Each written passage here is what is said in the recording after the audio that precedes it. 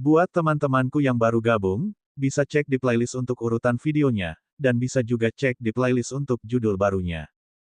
Bab 41. Saya, Qin San, Kepala Pelayan Xia Manor, dengan hormat menyambut kedatangan utusan kuil. Kepala pelayan pergi ke pintu dan membungkuk menyambut. Dari kedua tandu tersebut turun seorang laki-laki dan perempuan. Perempuan itu tampaknya berusia sekitar 17 tahun. Dia memiliki penampilan yang bermartabat dan memancarkan keanggunan. Dia juga memiliki pengaruh yang mencolok. Laki-laki itu adalah seorang lelaki tua berusia sekitar 80 tahun. Ekspresinya yang tenang memberikan kesan bahwa dia mengesankan meski tidak sedang marah. Paman Qin tidak mengenali wanita muda itu. Namun dengan sekali pandang, dia langsung merasakan bahwa lelaki tua itu terlihat sangat familiar. Dia menggosok matanya berulang kali sebelum dia berteriak tanpa sadar, "Tua, Tuan Kuil Tua." Di Lone Cloud City, hanya ada satu Master Kuil Tua. Itu mengacu pada Master Kuil sebelumnya, legenda bela diri, Zen Nantian. Zen Nantian tertawa pelan dan melambaikan tangannya, mencegah Paman Qin berlutut untuk memberi hormat. Dia kemudian bertanya, "Apakah Tuan Muda Xia ada di rumah Anda yang terhormat?" Setelah perjamuan awan pelangi, Xia Qingchen berjanji dan menyuruh Zen Zilan untuk membawa kakeknya ke Xia Manor setelah dia menyesuaikan kondisi fisiknya. Sebulan telah berlalu dan Zen Nantian telah melakukannya. Oleh karena itu, dia datang mengunjungi Xia Qingchen. Paman Qin buru-buru berbicara, "Tuan Muda dan Tuan sudah keluar. Mengapa saya tidak menelepon mereka kembali?" Dibandingkan makan malam keluarga, menerima karakter legendaris ini ternyata lebih penting. "Tidak apa-apa, aku akan menunggu di Manor saja." Zen Nantian cukup santai. Paman Qin buru-buru mengangguk dan segera mengundang mereka ke aula besar untuk duduk. Di restoran Cloud Gas, Xia Qingchen dan ayahnya tiba sesuai jadwal. Berdasarkan situasi di mana keluarga mereka berkumpul di masa lalu, Xia Qingchen dan ayahnya biasanya yang pertama datang. Xia Sun dan Xia Qilin akan selalu datang terlambat karena status mereka yang tinggi. Tapi kali ini ketika mereka menuju ke sana, Xia Sun dan putranya telah tiba. Selain itu, Xia Changliu juga hadir. Xia Qingchen dengan santai meliriknya dan melihat seorang wanita parubaya yang tampak tenang dan cantik yang memiliki kemiripan dengan ayahnya. Wanita ini seharusnya menjadi bibinya, Xia Jie. "Tante," Xia Qingchen berseru begitu saja, menganggapnya sebagai salam. Xia Jie melirik Xia Qingchen dan mengamatinya, tersenyum tipis. Seorang pemuda berpenampilan mencolok. "Kakak tertua, putramu tidak buruk." Xia Yuan mengangguk dan dia pergi bersama Xia Qingchen untuk duduk setelah itu. Secara kebetulan, kursi Xia Qingchen terletak di samping Zhao Churan. "Sepupu Qingchen." Zhao Churan tersenyum dan menyapa, memperlihatkan ekspresi ramah yang jarang terlihat di wajahnya. Sekarang, dia menganggap Xia Qingchen jauh lebih enak dipandang jika dibandingkan dengan Xia Qilin. Sepupu." Sayangnya reaksi Xia Qingchen dingin dan acuh tak acuh. Faktanya, dia bahkan tidak memandangnya secara langsung. Hal ini menyebabkan Zhao Churan merasa sangat tidak puas di hatinya. Dia diam-diam merenung, "Saya sudah mengambil inisiatif untuk menyapa Anda, namun Anda masih bersikap seperti ini. Anda hanya seorang kenalan Zen Zilan, bukan? Apa yang mengesankan tentang itu?" Dia memalingkan wajahnya dan tidak lagi menatap Xia Qingchen. Klan Xia berkumpul untuk pertama kalinya. Tapi, suasananya tidak terlalu harmonis. Xia Yuan dan Xia Sun bahkan tidak mengucapkan satu kalimat pun satu sama lain. Xia Qingchen, Xia Qilin, dan Zhao Churan tidak berbicara sama sekali. Masih Xia Changliu, kakek mereka, yang memecah kesunyian. "Jarang sekali kita semua bisa berkumpul. Anak-anak, datang dan bersulanglah untuk bibimu." Orang-orang di meja itu dengan enggan mendentingkan gelas wine mereka, namun suasananya masih sangat dingin. Hal ini menyebabkan Xia Changliu merasa agak canggung. "Hari ini, selain mengadakan resepsi penyambutan putri saya, ada dua hal yang ingin saya umumkan. Kedua hal ini dianggap sebagai masalah utama klan Xia." Suara Xia Changliu menjadi lebih bersemangat. "Pertama, setelah diskusi antara kedua keluarga kami, pertunangan pernikahan antara Qilin dan Churan telah dikonfirmasi. Kali ini, alasan mengapa Xia Jie datang ke Lone Cloud City adalah untuk membahas masalah ini. Selama beberapa hari setelah dia tiba, dia telah menyelesaikan diskusi dengan kediaman Xia Utara dan keputusan mereka sekarang diumumkan ke publik." Xia Yuan terkejut. Dia lalu tersenyum. "Selamat." Xia Qingchen juga mengungkapkan sedikit senyuman. "Selamat untuk kedua sepupunya." Tidak ada riak di hatinya. Pertunangan antara mereka berdua tidak menimbulkan perasaan apapun dalam dirinya. Ekspresi acuh tak acuh di wajahnya menyebabkan Zhao Churan merasa agak kecewa. Dia awalnya mengira Xia Qingchen akan sedih. Lagi pula, seseorang secantik dia tidak akan menikah dengannya, melainkan dengan Xia Qilin. Meski sebenarnya dia juga sangat tidak puas dengan pertunangan pernikahan ini. Setelah melihat sifat batin Xia Qilin yang membuat orang merasa jijik, dia sangat menentang pernikahan ini. Namun untuk urusan besar seperti pernikahan, dia hanya bisa mendengarkan pengaturan orang tuanya. Semua orang mulai tersenyum, hanya dia sendiri yang memiliki ekspresi redup dan sedikit hilang. Orang yang paling dia inginkan dalam hatinya adalah dermawan yang telah menyelamatkannya di hutan Ghostwhale. Setiap remaja putri akan selalu berfantasi tentang pahlawan tertinggi yang menyelamatkan mereka di saat bahaya. Dia bertemu seseorang, tapi dia tidak bisa mendapatkan orang itu. Dan untuk masalah kedua, ekspresi Xia Changliu berubah serius saat dia ingin mengatakan sesuatu tetapi berhenti. Di bawah desakan Xia Sun, dia terus berbicara meskipun ragu-ragu. Untuk masalah kedua, saya harap sebagai kakak tertua, Xia Yuan, Anda bisa berkorban sedikit. Mata Xia Qingchen berbinar. Dia tahu tidak ada hal baik yang akan terjadi jika mereka setuju untuk datang ke perjamuan ini.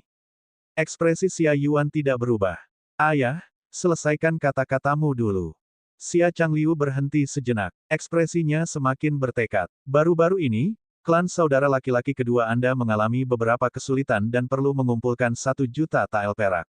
Oleh karena itu, saya harap Anda dapat membantunya sedikit. Setelah penjelasannya, Xia Yuan akhirnya mengerti apa yang sedang terjadi. Jadi ternyata Li Weifeng memiliki interaksi dekat dengan kediaman Xia Utara dan hal ini menyebabkan kediaman Xia Utara menjadi sasaran kecurigaan yang tinggi bagi Paviliun Bela Diri. Selama setengah bulan terakhir ini, Paviliun Bela Diri telah memeriksa secara menyeluruh setiap lokasi di Northern Xia Manor. Meskipun Manor Xia Utara tidak berpartisipasi dalam bandit apapun, mereka telah melakukan banyak transaksi rahasia dengan Li Weifeng. Berdasarkan petunjuk ini, Paviliun Bela Diri bersiap untuk menilai Manor Xia Utara sebagai mata-mata para bandit. Sekarang, mereka sudah melarang orang-orang di Northern Xia Manor meninggalkan Lone Cloud City. Untungnya, Xia Changliu memiliki koneksi yang luas. Dia berhasil mencari seseorang dari eselon atas Paviliun Bela Diri, dan orang itu berjanji bahwa selama kediaman Xia Utara membayar 1 juta tael perak, orang itu akan memikirkan cara untuk memaafkan mereka. Xia Yuan tidak ingin membantu sama sekali. Ketika dia menghadapi kesulitan, saudara keduanya tidak pernah memberinya 1 sen pun sebelumnya. Sekarang kakak laki-lakinya yang kedua dalam masalah, barulah dia memikirkan tentang dia, kakak laki-lakinya. Xia Yuan, bisakah kamu memberiku wajah dan membantu? Xia Changliu berbicara. Sudah diketahui umum bahwa hal yang paling dihargai oleh Xia Yuan adalah kesalehan anak. Ayahnya secara pribadi memintanya untuk membantu. Jika dia menolak, hatinya tidak akan enak. Baiklah, berapa banyak yang mereka butuhkan? Xia Yuan menyerah. Ekspresi Xia Changliu mereda. Dia dengan lancar melanjutkan, 1 juta. Apa? Xia Yuan sangat terkejut. Total modal saya hanya bernilai 1 juta, Anda ingin saya mengeluarkan semuanya. Apa arti 1 juta tael perak bagi Southern Xia Manor? Bahkan jika mereka menjual rumah, semua bisnis mereka, dan akta tanah mereka, mereka hampir tidak bisa mendapatkan 1 juta tael. Xia Changliu seharusnya memahami hal ini dengan jelas. Xia Changliu terus berbicara dengan berani, Xia Yuan, sekarang adalah masa bahaya bagi klan kita. Momentum perkembangan Northern Xia Manor lebih besar dibandingkan dengan Southern Xia Manor Anda. Bisnis Southern Xia Manor Anda berskala kecil dan sulit untuk dikembangkan. Membantu saudaramu melewati ini adalah solusi terbaik. Pemikirannya sangat sederhana. Lindungi klan yang lebih kuat dan korbankan klan yang lebih lemah. Xia Yuan tertawa. Ayah, izinkan aku bertanya padamu. Tidak apa-apa bagiku untuk menjual Southern Xia Manor. Paling-paling saya hanya bisa menjadi pengemis. Tapi bagaimana dengan King Chen? Apakah dia harus menderita dan berada di jalanan bersamaku? Dia sama sekali tidak berani percaya bahwa ayahnya bisa mengajukan permintaan yang tidak tahu malu dan konyol seperti itu. Xia Changliu sepertinya sudah memikirkan semuanya saat kata-kata mengalir seperti air dari mulutnya. Kamu dan King Chen bisa pindah ke Northern Xia Manor. Di masa depan, seluruh keluarga kita akan hidup dalam satu atap, bukankah itu hal yang menyenangkan dan bahkan lebih baik? Pak, kali ini, bahkan sebelum Xia Yuan menjadi marah, Xia Qingchen membanting telapak tangannya ke atas meja dan berdiri. Dia dengan dingin menatap Xia Changliu. Tua, aku sudah lama menoleransimu. Apa yang disebut omong kosong? Inilah tepatnya. Manor Xia Utara melibatkan diri dengan Li Weifeng. Ini adalah kesalahan yang mereka lakukan. Sekarang, mereka bahkan tidak perlu mengeluarkan 1 sen pun dan ingin Xia Yuan menjual Southern Xia Manor sebagai kompensasi atas kesalahan mereka sendiri. Babak 42, memukuli seseorang dengan sangat buruk hingga dia menjadi anjing mati. Yang menggelikan adalah kata, keluarga, dalam pidato Xia Changliu. Dalam hal ini, ketika kediaman Xia Selatan sedang berada dalam kesulitan dan sangat membutuhkan bantuan, apakah kediaman Xia Utara telah memperlakukan mereka sebagai sebuah keluarga dan menawarkan bantuan? Tentu saja tidak. Sekarang mereka berada dalam masalah. Mereka akhirnya ingat bahwa mereka memiliki keluarga di kediaman Xia Selatan dan masih berani berbicara dengan berani, menyuruh Xia Yuan untuk menjual semua asetnya demi menyelamatkan kediaman Xia Utara. Selain itu, Xia Changliu bahkan mengemukakan saran untuk pindah ke kediaman Xia Utara, agar seluruh keluarga mereka bisa berada di bawah satu atap. Apakah ada hal yang lebih konyol dan menggelikan dari ini? Bahkan ketika kediaman Xia Selatan tidak berhutang 1 sen pun kepada kediaman Xia Utara, mereka sudah diperlakukan seperti anjing. Dulu, ketika mereka pergi ke kediaman Xia Utara untuk merayakan ulang tahun Xia Changliu, mereka bahkan diatur untuk duduk di sudut. Jika mereka benar-benar kehilangan segalanya dan tinggal di kediaman Xia Utara, bukankah mereka akan diperlakukan seperti sampah? Xia Changliu sebenarnya berani mengatakan hal seperti itu. Karakter seperti apa yang dimiliki Xia Sun dan Xia Qilin? Apakah dia tidak tahu? Ini benar-benar omong kosong. Ini bukanlah sesuatu yang sederhana seperti bersikap bias. Ini hanyalah dia yang tidak peduli dengan kehidupan dan kematian Xia Yuan dan Xia Qingchen. Selama Xia Sun dan Xia Qilin baik-baik saja, tidak masalah jika Xia Yuan dan Xia Qingchen meninggal. Oleh karena itu, Xia Qingchen tidak tahan lagi dan menjadi sangat marah. Xia Qingchen, apakah ini caramu berbicara dengan kakek? Xia Qilin menamparkan meja dan menegurnya. Namun, Xia Qingchen meliriknya dengan dingin. Kamu dan ayahmu akhirnya tidak lagi berpura-pura menjadi mayat yang diam. Jika butuh uang, kalian berdua cukup duduk diam, bahkan tidak berani kentut. Anda mengatakan hal lama untuk menggunakan kata-kata kekerabatan dan keluarga untuk menekan ayah saya, sementara Anda parasit hanya bisa menunggu uang dengan hati tenang. Kalian semua bahkan tidak tahu cara meminta bantuan dan masih ingin aku dan ayahku membantu kalian semua. Ocehan yang gila sekali. Sejujurnya, jika mereka dengan tulus meminta bantuan, Xia Qingchen punya cara untuk membuat paviliun bela diri menyelamatkan mereka. Bagaimanapun, dia telah mendapatkan banyak pujian karena menjadi orang yang mengungkap Li Weifeng. Jika dia meminta belas kasihan kepada mereka, apakah mereka akan menolak permintaannya? Namun sayang duo ayah dan anak ini tak mampu menurunkan harga dirinya. Mereka hanya tahu bagaimana melakukan apa yang mereka inginkan dengan paksa. Apakah ada alasan bagi Xia Qingchen untuk membantu mereka? Kenapa tidak serahkan saja nasib mereka? Pak, Xia Changliu sangat marah hingga dia gemetar. Dia menamparkan sumpitnya ke atas meja dan dengan marah menatap Xia Yuan. Lihatlah anak baik yang kamu besarkan. Kata-kata buruk apa yang dia ucapkan.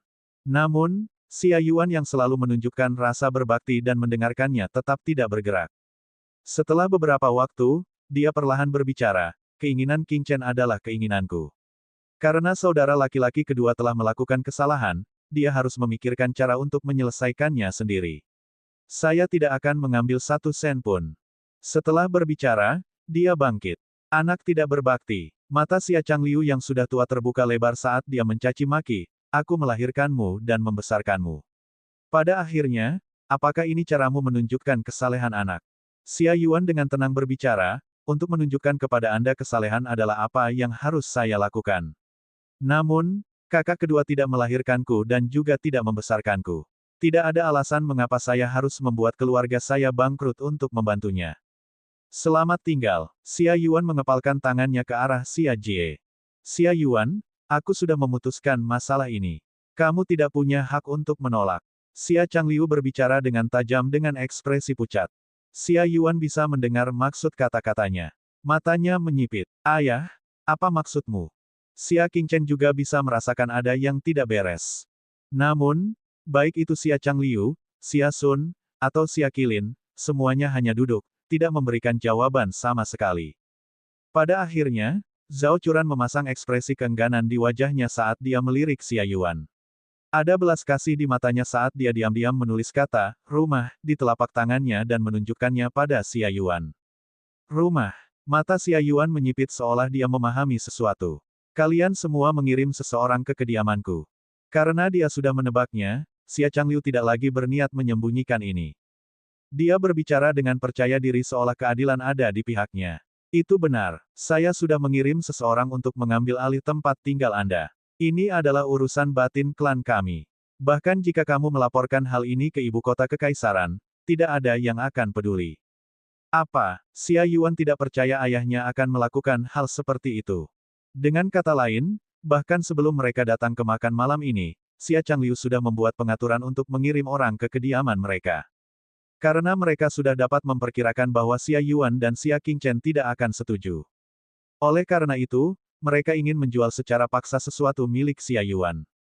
Dasar orang tua. Pada saat ini, bahkan Xia Yuan tidak tahan lagi dan mulai mengutuk. Mereka berdua adalah putranya. Xia Sun adalah harta karun, mungkinkah dia, Xia Yuan, tidak berharga seperti lumpur? Kurang ajar. Beraninya kamu berbicara kepada ayah seperti ini. Xia Sun membanting meja dan berdiri, menatap Xia Yuan.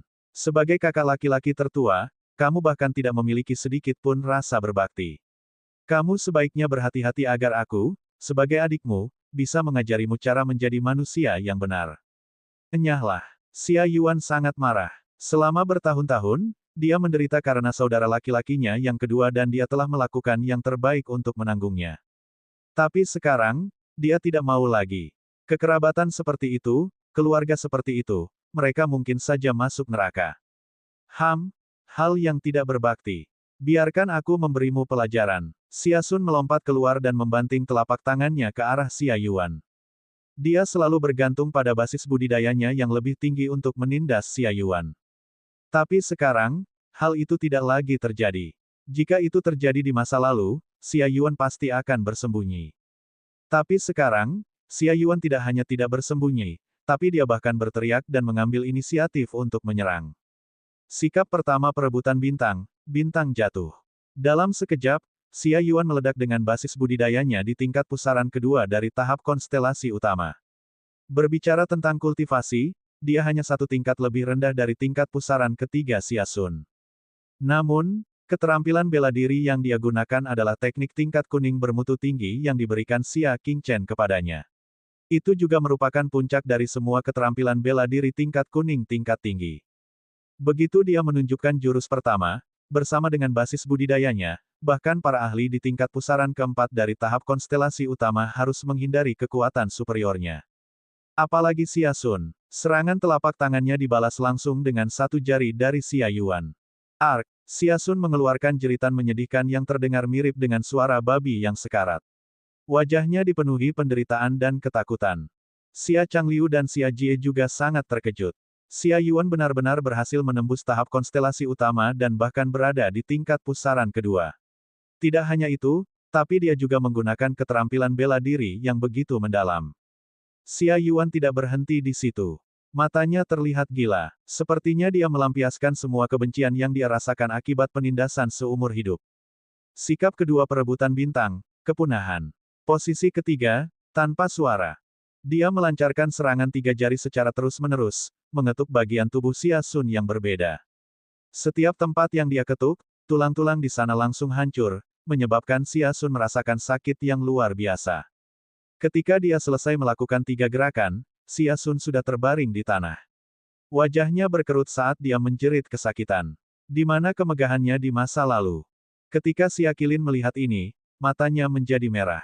Kamu berani melukai ayahku. Dia meletus dengan basis budidaya pada tingkat pancaran ke-9 dari tahap konstelasi kecil. Jadi ternyata setelah beberapa bulan mengasuh dan berlatih di paviliun bela diri, dia akhirnya berhasil menembus tingkat pancaran ke-9 dari tahap konstelasi minor dan berhasil menjadi siswa terkuat di kelas A. 9 bunga plum mekar. Dia meraung dan mengarahkan serangan ke punggung Xia Yuan. Xia Qingchen menyipitkan matanya. Dia mengambil satu langkah dan bergegas maju, melancarkan serangan melalui udara ke arah Xia Qilin. Xia Qilin tidak punya pilihan selain mengalihkan targetnya ke Xia Qingchen.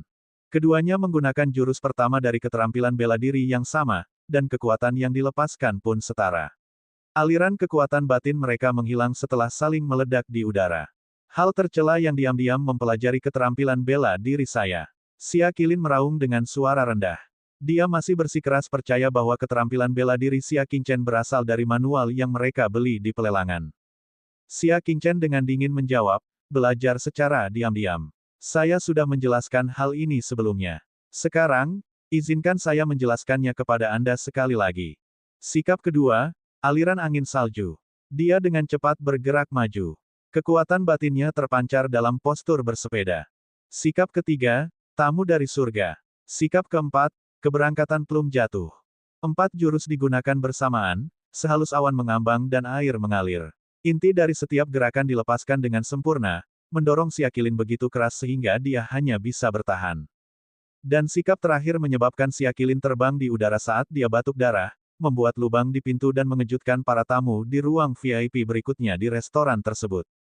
Untuk sesaat, Xia Changliu, Xia Jie, dan Zhao Churan sekali lagi tercengang. Babak 43, memutuskan semua ikatan. Bahkan Xia Qingchen sangat menakutkan. Bagaimana mungkin Xia Qilin, seseorang yang berada di tingkat pancaran ke-9 dari tahap konstelasi minor, bisa dengan santainya dipukuli hingga menjadi seperti itu? Kapan Xia Yuan dan Xia Qingchen menjadi begitu kuat? Ayah, tolong bantu aku dan cucumu. Xia Sun memohon kesakitan. Setelah mendengar ini, Xia Changliu meraung marah. Anak yang tidak patuh. Xia Changliu akan menyerang. Basis budidayanya berada di tingkat pusaran pertama dan kekuatannya jauh lebih rendah daripada Xia Yuan saat ini. Namun, meskipun Xia Yuan menemukannya, dia tidak memblokir atau menghindari serangan itu. Dia hanya berdiri di sana dengan kesedihan di wajahnya. Hari ini, saya akan menerima serangan ini dari ayah. Tidak peduli aku hidup atau mati, ikatan kita akan terputus sepenuhnya. Xia Changliu kejam dan tidak berperasaan. Karena itu, Xia Yuan tidak ingin lagi mempertahankan hubungan ayah anak yang menggelikan ini dengan Xia Changliu. Tidak apa-apa jika dia terlibat, tetapi dia takut masa depan putranya juga akan terlibat. Melihat kekuatan serangan telapak tangan, jika Xia Yuan tidak melawan, dia pasti akan menderita luka berat dan tidak berlebihan untuk mengatakan bahwa dia akan kehilangan separuh hidupnya. Tapi saat ini, gelas anggur, piring di atas meja, kursi, dinding, dan bahkan seluruh restoran Cloud Gas bergetar.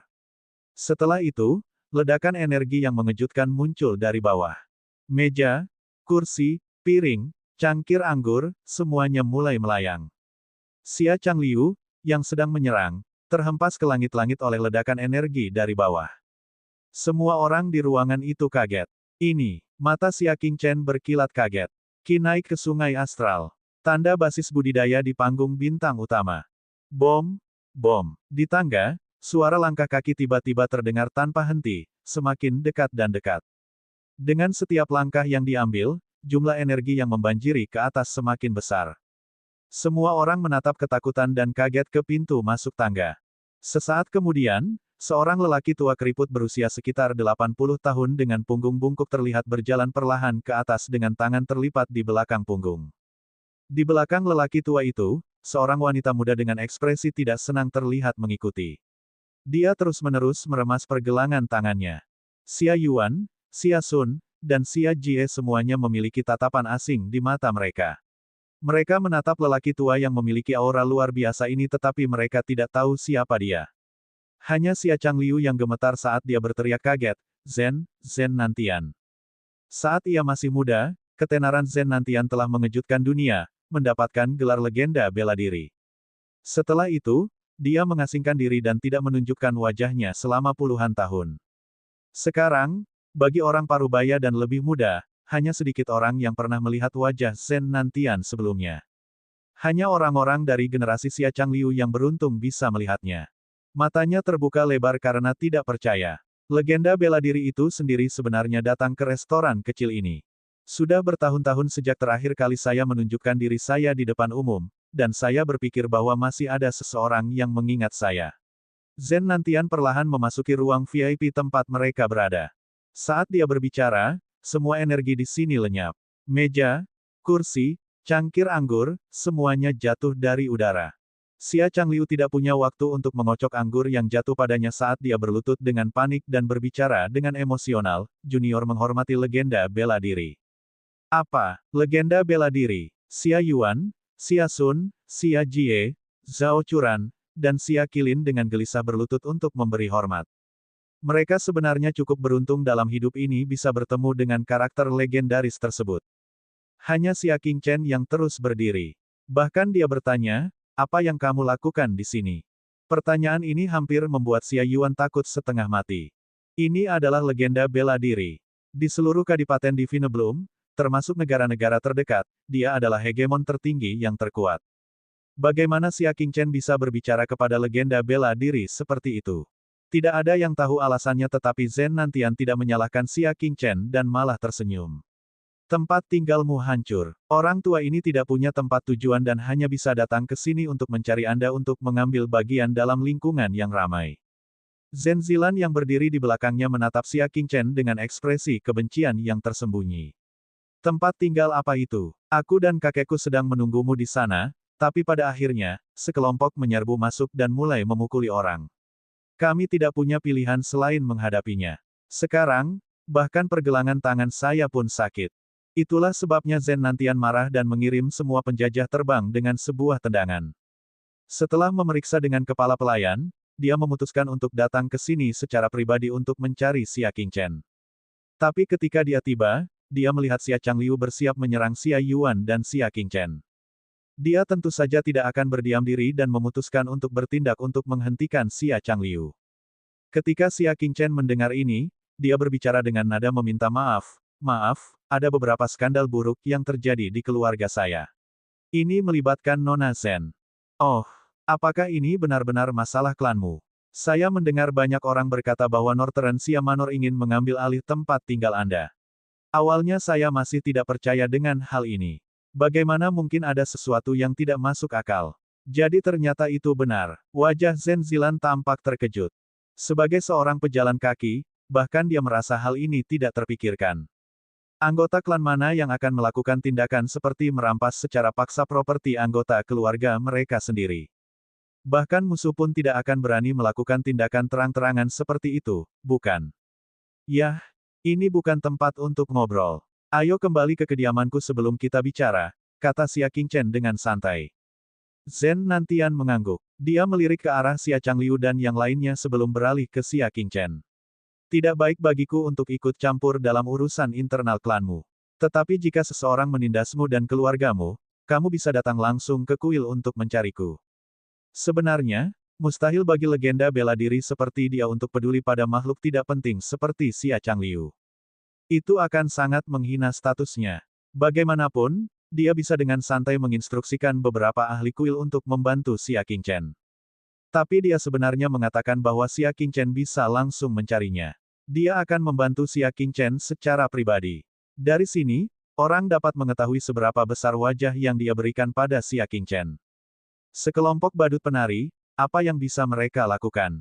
Xia Qingchen berbicara dengan santai. Dia lalu melambaikan tangannya. Ayo kembali ke kediamanku. Ketika dia berjalan ke tangga, dia menemukan bahwa Xia Yuan masih berlutut di tanah. Dia kemudian berbicara, ayah, berapa lama kamu ingin terus berlutut? Ayo kembali. Oh, bagus, bagus. Xia Yuan buru-buru memanjat. Ekspresinya seperti dia diliputi rasa nikmat saat dia mengikuti di belakang Zhen Nantian. Di hadapan karakter legendaris tersebut, dia bahkan tidak berani berdiri terlalu tegak. Menatap Xia Qingchen dan Zhen Nantian yang berjalan berdampingan saat mereka berbicara, dia merasa seperti berada dalam mimpi. Semua ini terasa terlalu nyata. Di ruang VIP restoran, suasananya hening mematikan. Semua yang terjadi sebelumnya terlalu nyata. Ini membuat mereka tidak dapat menerimanya bahkan sampai sekarang. Legenda bela diri, Zhen Nantian, memiliki hubungan yang luar biasa dengan Xia Qingchen. Mata Xia Changliu dipenuhi dengan tatapan kusam, senyuman pahit muncul di wajahnya. Dalam hidupnya, dia selalu sia-sia. Inilah sebabnya dia bersikap bias dan menyayangi putra keduanya sambil memperlakukan putra sulungnya dengan kasar. Namun, penilaiannya salah. Putra sulungnya adalah yang paling berbakat. Sekarang setelah putra sulungnya memutuskan semua hubungan dengannya dan putra keduanya hampir menyinggung paviliun bela diri, dia tidak punya apa-apa lagi. Hal ini menyebabkan hatinya dipenuhi dengan kesuraman dan penyesalan. Xia Jie berdiri di sana dan terdiam untuk waktu yang lama. Setelah itu, dia menarik Zhao Churan. Ayah, saudara laki-laki kedua. Kami akan menunda sementara pertunangan pernikahan antara Churan dan Qilin. Saya merasa lebih baik mendengarkan pendapat anak-anak muda. Dia tidak bodoh. Xia Qingchen saat itu adalah naga sejati yang akan menentukan masa depan klan Xia. Kekuatannya melampaui Xia Qilin dan jaringannya termasuk legenda bela diri, seseorang yang Xia Qilin tidak akan pernah bisa kenali bahkan jika dia memiliki beberapa masa kehidupan. Mengapa dia masih membiarkan putrinya gantung diri di pohon mati? Zhao Churan merasakan kegembiraan di hatinya. Dia awalnya tidak ingin menikah dengan Xia Qilin. Tapi, dia juga tidak mau menikah dengan Xia Qingchen. Bayangan pahlawan yang menyelamatkannya masih membekas di hatinya. Tiba-tiba, dia melihat tas yang familiar tergeletak di tanah yang berantakan. Ah, bagaimana ini bisa terjadi? Dia segera mengambilnya. Ini adalah tas parfum yang dia berikan kepada dermawannya. Mengapa itu muncul di sini? Tiba-tiba, sebuah cahaya muncul di benaknya saat dia bergumam pada dirinya sendiri dengan kaget. Jadi, dermawanku tidak lain adalah sepupu Qingchen. Dia berpikir mengapa dermawannya menyelamatkannya meskipun mereka tidak berhubungan dan tidak mengenal satu sama lain. Sekarang, dia akhirnya mengerti. Babak 44, niat sepupu wanitanya. Karena dia adalah sepupu dari dermawan. Inilah mengapa dia mengambil risiko dan menyelamatkannya. Tas parfum ini pasti jatuh dari sepupu Qingchen ketika legenda bela diri itu menunjukkan energinya sebelumnya, menyebabkan segalanya melayang ke atas. Saat dia memikirkan hal ini, dia dipenuhi dengan penyesalan dan kebencian. Ketidakpeduliannya terhadap sepupunya Qingchen terlihat jelas, namun dia masih mengambil risiko menempatkan dirinya dalam bahaya untuk menyelamatkannya. Hal ini menyebabkan dia merasa malu atas inferioritasnya sendiri. Churan, ayo pergi. Xia Jie menarik Zhao Churan dan pergi dengan tegas, meninggalkan Xia Qilin yang hanya bisa menghela nafas panjang. Sungguh, dia lebih rendah dari Xia Qingchen dalam segala aspek. Baik itu kekuatan atau latar belakang, dia tidak bisa dibandingkan dengannya sama sekali. Pada akhirnya, bahkan wanitanya pun direnggut oleh Xia Qingchen. Karena klan Xia memilikiku, mengapa kamu membutuhkanku? Xia Qilin menoleh ke belakang dan meraung ke langit, merasa sangat cemberut. Hanya Xia Sun yang masih tenang. Ayah, nak, jangan berkecil hati. Xia Manor Utara kita belum mencapai titik di mana kita berada di ujung garis. Xia Sun mengeluarkan liontin giok yang tergantung di lehernya yang tidak dilepasnya selama 10 tahun. Ada gambar aneh yang terukir di sana, itu sangat cemerlang. Xia Changliu dan Xia Qilin tanpa sadar menoleh. Apa itu? Mata Xia Sun suram dan rumit. Rahasia terbesar dari Northern Xia Manor. Di Xia Manor Selatan, Xia Qingchen mengusir semua orang, hanya meninggalkan Zhen Nantian bersamanya di ruang rahasianya. Aku perlu memeriksa tubuhmu. Xia Qingchen menggunakan seutas kekuatan batin dan mengarahkannya melalui punggung Zhen Nantian. Setelah waktu yang dibutuhkan untuk menyeduh secangkir teh, Xia Qingchen menarik kembali jarinya saat dia tenggelam dalam pikirannya yang mendalam. Mata Zhen Nantian berbinar. Dia tidak bisa mengendalikan antisipasi di dalam hatinya. Ia telah berkonsultasi dengan banyak dokter terkenal mengenai penyakitnya sebelumnya, termasuk dokter nomor 1 yang bergelar zombie. Namun, tidak satu pun dari mereka yang bisa berbuat apapun. Setelah itu, dia tidak lagi percaya pada dokter manapun. Namun, pemuda ini sepertinya memiliki kabut yang menutupi dirinya sehingga dia tidak bisa melihatnya. Hal ini menyebabkan dia merasakan sedikit antisipasi. Saya minta maaf. Saya tidak berdaya. Namun, yang mengecewakan Zhen Nantian adalah jawaban negatifnya. Harapan yang ia rasakan selama sebulan seketika berubah menjadi kekecewaan. Ekspresi sedih melintas di wajahnya yang sudah tua. Jangan khawatir tentang itu. Banyak dokter telah memberitahu saya bahwa meridian bela diri saya tidak dapat pulih. Zhen Nantian tidak menyalahkannya. Hanya saja ada kekecewaan yang tak terkatakan di hatinya. Bagaimanapun juga, dia telah melebih-lebihkan pemuda ini. Dia juga hanya manusia biasa. Meridian bela diri sebenarnya masih baik-baik saja. Itu hanya masalah kecil. Saat ku bilang aku tidak berdaya, maksudku aku tidak punya cara bagimu untuk memulihkan kekuatanmu yang telah menurun selama ini, tambah Xia Qingchen. Karena dia ingin mengobati penyakitnya, tentu saja dia berharap bisa mengobati semuanya sekaligus. Niat awalnya adalah membantu Zhen Nantian memulihkan semua kultivasi yang telah hilang selama bertahun-tahun. Namun setelah diperiksa, ia menemukan bahwa lukanya sudah terlalu lama tidak diobati. Mengingat budidayanya saat ini, mustahil membantu Zhen Nantian memulihkan kekuatannya dalam waktu singkat. Namun baginya, menyembuhkan meridian bela diri yang terpelintir masih cukup sederhana. Katakan lagi, tubuh tua Zhen Nantian bergetar hebat, tidak berani mempercayai apa yang didengarnya. Xia Qingchen dengan tenang melanjutkan, seperti yang kamu dengar. Sehubungan dengan memulihkan kultivasi Anda yang hilang, saya tidak berdaya. Zhen Nantian tiba-tiba berdiri. Dia berbalik dan menggunakan tangannya yang besar dan tua untuk memegang bahu Xia Qingchen. Dia dengan gelisah mengguncangnya. Siapa yang memintamu memulihkan kultivasiku yang hilang? Harapan terbesar saya adalah agar meridian bela diri saya disembuhkan. Tidak pernah dalam mimpi terliarnya dia pernah berpikir untuk meminta seseorang memulihkan kultivasinya yang hilang. Karena itu terlalu tidak nyata. Kecuali jika dewa turun. Selama meridian bela dirinya bisa pulih, dia sudah berterima kasih kepada langit dan bumi. Xia Qingchen dengan tenang melepaskan tangannya dan tersenyum. Karena tingkat kesulitan permintaanmu sangat rendah, maka mudah untuk membantumu. Setelah berbicara, dia mengeluarkan kuas dan tinta dan menuliskan 2 baris nama tumbuhan. Ini resep medisnya, ambil ramuan ini dan rebus menjadi sup obat. Untuk ini adalah keterampilan bela diri tipe pemulihan yang ditargetkan untuk memulihkan meridian bela diri yang rusak. Setelah Anda meminum sup setiap hari, Anda harus bermeditasi dan mengedarkan kekuatan batin Anda sesuai dengan keterampilan bela diri. Lakukan ini selama kurang lebih 3 tahun dan Anda pasti akan pulih. Zhen Nantian bukan orang biasa. Hanya dengan melihat sekilas pada keterampilan bela diri pemulihan, dia langsung tahu bahwa itu luar biasa. Keterampilan bela diri tipe tambahan tingkat mistik tingkat tinggi. Zhen Nantian sangat terkejut. Keterampilan bela diri tingkat mistik. Dan itu adalah salah satu tipe tambahan paling langka yang membantu memulihkan cedera. Ini sangat jarang terjadi di dunia. Saat ini, dia merasakan harapan yang belum pernah terjadi sebelumnya untuk pulih dari cederanya. Selain itu, selain menggunakan keterampilan bela diri pemulihan ini, Anda masih perlu menyerap esensi Qi dalam jumlah besar. Esensi Qi di kuil masih jauh dari cukup, jadi sebaiknya Anda membuat beberapa persiapan. Zhen Nantian mendengarkan dengan serius dan menghafal semua kata-kata Xia Qingchen, tidak berani melewatkan apapun. Dia mengangguk. Orang tua ini mengetahui tempat yang jauh. Esensi Qi di sana seharusnya cukup untuk saya gunakan. Saya sudah mengatakan apa yang perlu saya katakan. Saya akan mengucapkan selamat kepada guru kuil lama sebelumnya atas kesembuhan Anda, Xia Qingchen berbicara. Zhen Nantian tersenyum. Dia melirik Xia Qingchen dalam-dalam. Anda benar-benar ahli yang luar biasa. Orang tua ini tidak bisa melihat menembus dirimu. Mampu mengeluarkan keterampilan bela diri tingkat mistik dengan begitu santai dan masih memahami banyak hal tentang masalah God King Dashless, Xia Qingchen benar-benar terlalu misterius. Tidak apa-apa jika kamu tidak bisa melihat menembus diriku.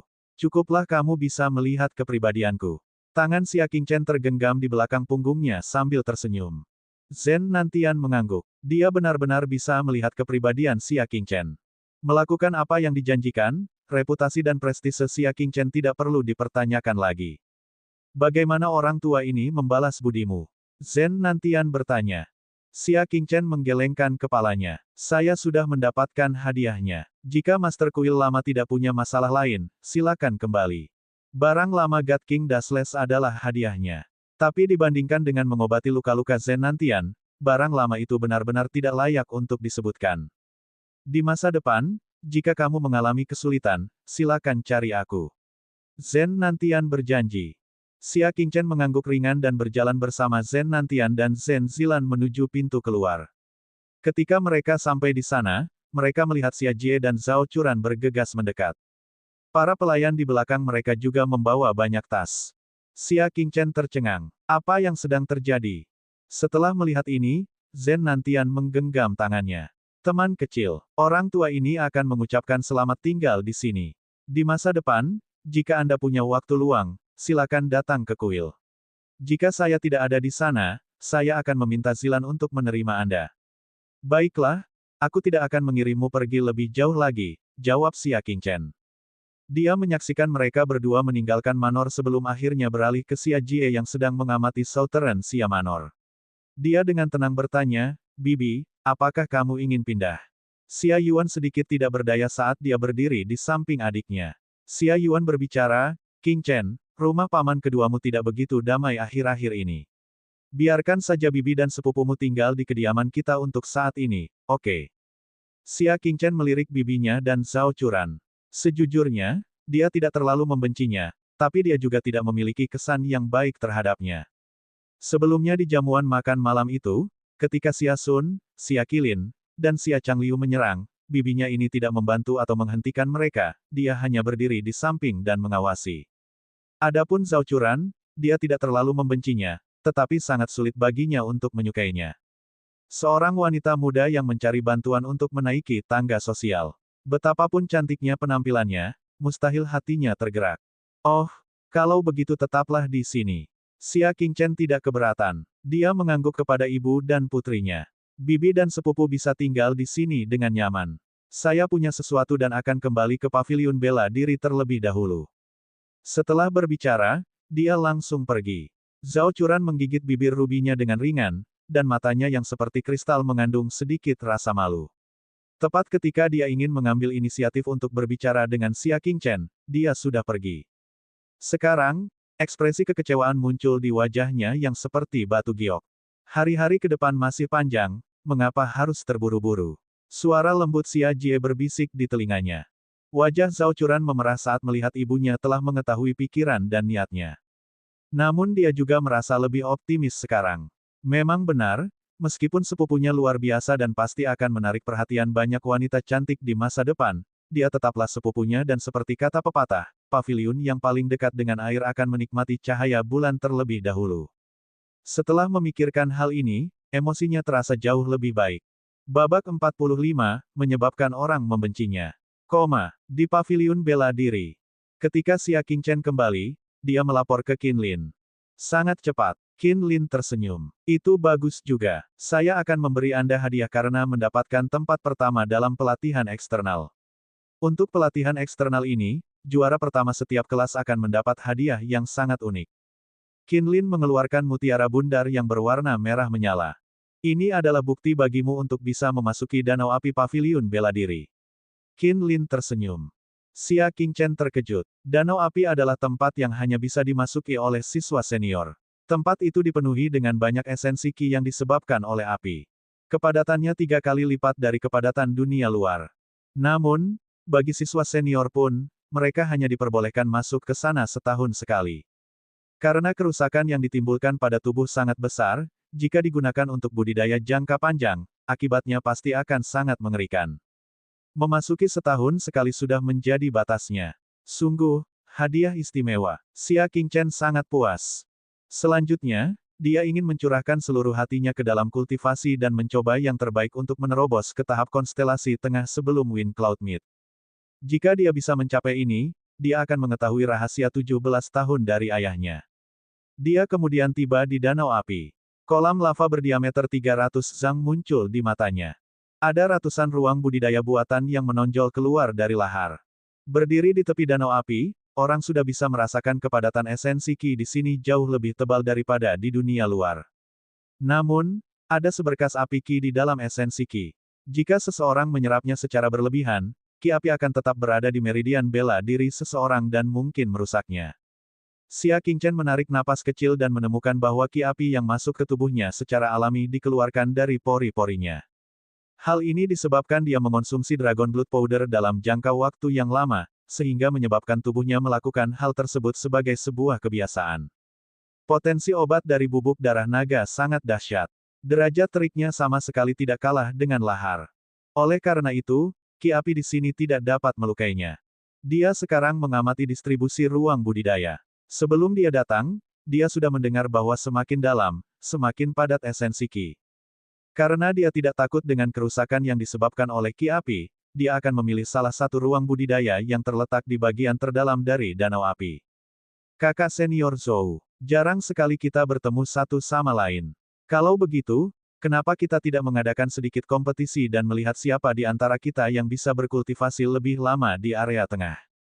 Sebuah suara yang agak familiar terdengar di telinganya. Xia Qingchen menoleh dan melihat bahwa orang yang berbicara tidak lain adalah Zhao Tianyu. Dia menemani seorang wanita muda berpenampilan dingin dan tinggi. Dia mengenakan gaun leher bulat berwarna kuning. Dari nada suaranya, orang dapat melihat bahwa Zhao Tianyu sedang menjilatnya. Mengingat daya tahanmu, lupakan saja. Itu bahkan bukan sepersepuluh milikku, kata wanita muda itu secara langsung, tanpa menatap wajah Zhao Tianyu sama sekali.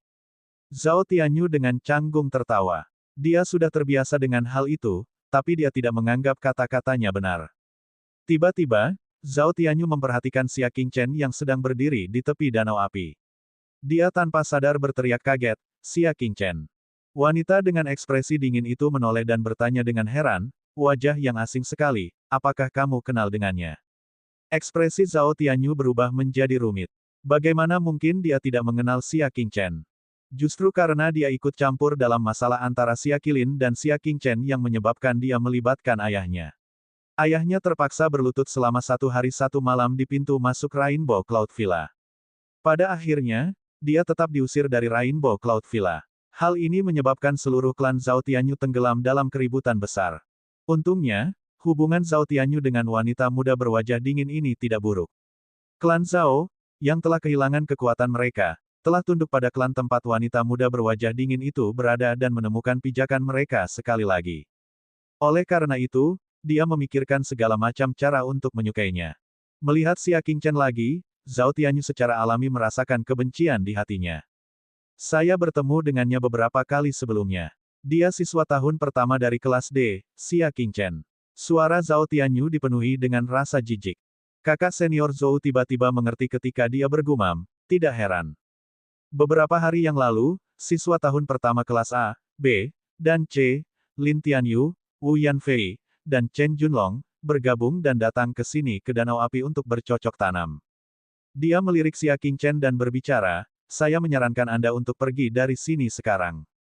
Danau Api bukanlah tempat di mana orang-orang seperti Anda memenuhi syarat untuk berhubungan. Jadi ternyata api Qi di Danau Api itu terlalu kuat. Lin Tianyu dan dua lainnya tidak mempercayai hal ini dan menolak untuk mendengarkan nasihat dari para senior, dengan keras kepala menuju ke kedalaman Danau Api. Pada akhirnya, mereka bertiga menderita luka bakar dengan tingkat yang berbeda-beda dan kini sedang menjalani masa pemulihan di rumah masing-masing. Oh, Xia Qingchen berbicara dengan tenang, tetap bergeming. Melihat Xia Qingchen tidak menuruti nasihatnya, alis kakak perempuan Zhou berkerut ringan. Mengsalahartikan niat baik saya sebagai niat buruk. Aku hanya mengatakan ini demi kebaikanmu sendiri. Cara dia berbicara benar-benar lugas. Xia Qingchen mengerutkan kening. Dia tidak pernah percaya bahwa ada orang di dunia ini yang akan mengatakan apa yang sebenarnya mereka pikirkan. Mungkinkah wanita muda ini juga berani mengatakan hal seperti, orang sepertimu, ketika menghadapi sang legenda bela diri? Apakah dia masih berani mengatakan apa yang dia pikirkan? Hanya saja dia tidak mau bersikap bijaksana dan memilih untuk berterus terang ketika berhadapan dengan orang yang statusnya lebih rendah darinya. Apakah aku perlu kamu peduli? Xia Qingchen menjawab dengan sikap dingin. Kakak senior Zhou mengerutkan kening. Kamu hanyalah sampah dari kelas D, jadi jangan menganggap dirimu mengesankan. Lin Tianyu 100 kali lebih kuat darimu, tapi dia masih berakhir dalam kondisi yang menyedihkan. Apalagi kamu, cepat enyahlah sekarang selagi bisa. Setelah berbicara, rasa dingin di wajahnya semakin kuat saat dia memasuki danau api. Dia mengikuti jalan yang telah ditentukan dan memilih ruang budidaya di dekat tepi danau api. Namun meski begitu, ketika dia sampai di pintu masuk ruang budidaya, bekas penderitaan terlihat di wajahnya yang seperti batu giok. Terbukti, ki api di sini telah mencapai batas kemampuannya. Zhao Tianyu buru-buru mengikutinya. Ketika dia melewati Xia Qingchen, dia dengan dingin berbicara, orang yang berbicara kepadamu adalah cucu perempuan tertua dari wakil kepala sekolah Zhou. Anda pikir Anda siapa? Apakah Anda memenuhi syarat untuk berbicara dengannya seperti itu? Setelah berbicara, dia dengan dingin memilih kamar di sebelah kakak perempuan senior Zhou. Tatapan Xia Qingchen menjadi dingin. Dia sama sekali tidak memiliki pendapat yang baik tentang orang ini. Saat itu saat kompetisi ulangan, dia telah membantu Li Weifeng mempersulitnya pada tes kedua. Dan di perjamuan awan pelangi, dia telah membantu Xia Qilin mempersulitnya lagi. Xia Qingchen bukanlah seseorang yang mengingat dendam. Tapi dia juga bukan seseorang yang terlalu baik hati hingga bisa memaafkan dan melupakan segalanya. Bagi orang ini, jika ada kesempatan untuk melakukannya di masa depan, dia pasti akan membuat dia membayar harganya. Seseorang yang membantu orang lain melakukan kejahatan pasti akan menerima hukuman di masa depan. Ketika keduanya memasuki ruang budidaya, Xia Qingchen menuju ke ruang budidaya besar yang terletak tepat di tengah. Ada jadwal di luar ruang budidaya. Begitu seseorang memasukinya untuk mengasingkan diri, jumlah waktu yang mereka gunakan akan ditunjukkan pada jadwal. Seperti yang dia duga, ki api di sini sangat padat. Xia Qingchen dengan santai menarik napas. Organ dalamnya langsung merasakan sensasi panas yang membuat seluruh tubuhnya terasa sangat tidak nyaman. Tapi dia bahkan bisa menanggung semua ini. Karena esensi ki di sini 3 kali lebih banyak daripada dunia luar. Karena jarang sekali dia datang ke tanah yang begitu berharga, dia pasti akan mengambil kesempatan untuk bercocok tanam dengan baik. Berderit, dia mendorong pintu batu hingga terbuka dan menemukan ada satu orang di ruang budidaya besar. Orang ini adalah seorang pria muda dengan ciri-ciri yang sangat indah, selain memancarkan sedikit rasa kejam. Mendengar keributan itu, pemuda itu membuka matanya. Matanya berbinar karena marah saat dia meraung dengan suara rendah, "Siapa yang menyuruhmu masuk ke sini?" "Enyahlah." Xia Qingchen mengerutkan kening. Setiap ruang budidaya dapat memungkinkan banyak orang untuk berkultivasi di dalamnya.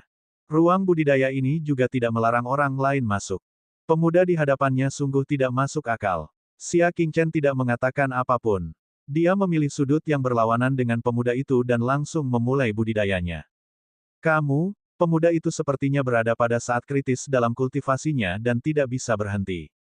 Dia hanya bisa menahan amarahnya. "Lupakan saja, bahkan tidak diperlukan 1 hari pun dan orang-orang sepertimu yang tidak mengetahui luasnya langit dan bumi akan meninggalkan tempat ini sambil menangis. Ruangan khusus ini adalah salah satu tempat paling berbahaya di Danau Api. Kepadatan ki api berada di luar imajinasi. Dari semua siswa senior, hanya 4 teratas, 4 pahlawan Lone Cloud, yang berani berkultivasi lebih dari sehari di sini. Yang lain pada dasarnya tidak tahan dengan ki api di tempat ini. Babak 46, tidak menginginkannya meski gratis. Dilihat dari usianya, pemuda baru ini seharusnya adalah seorang pemula yang tidak mengetahui batas kemampuannya.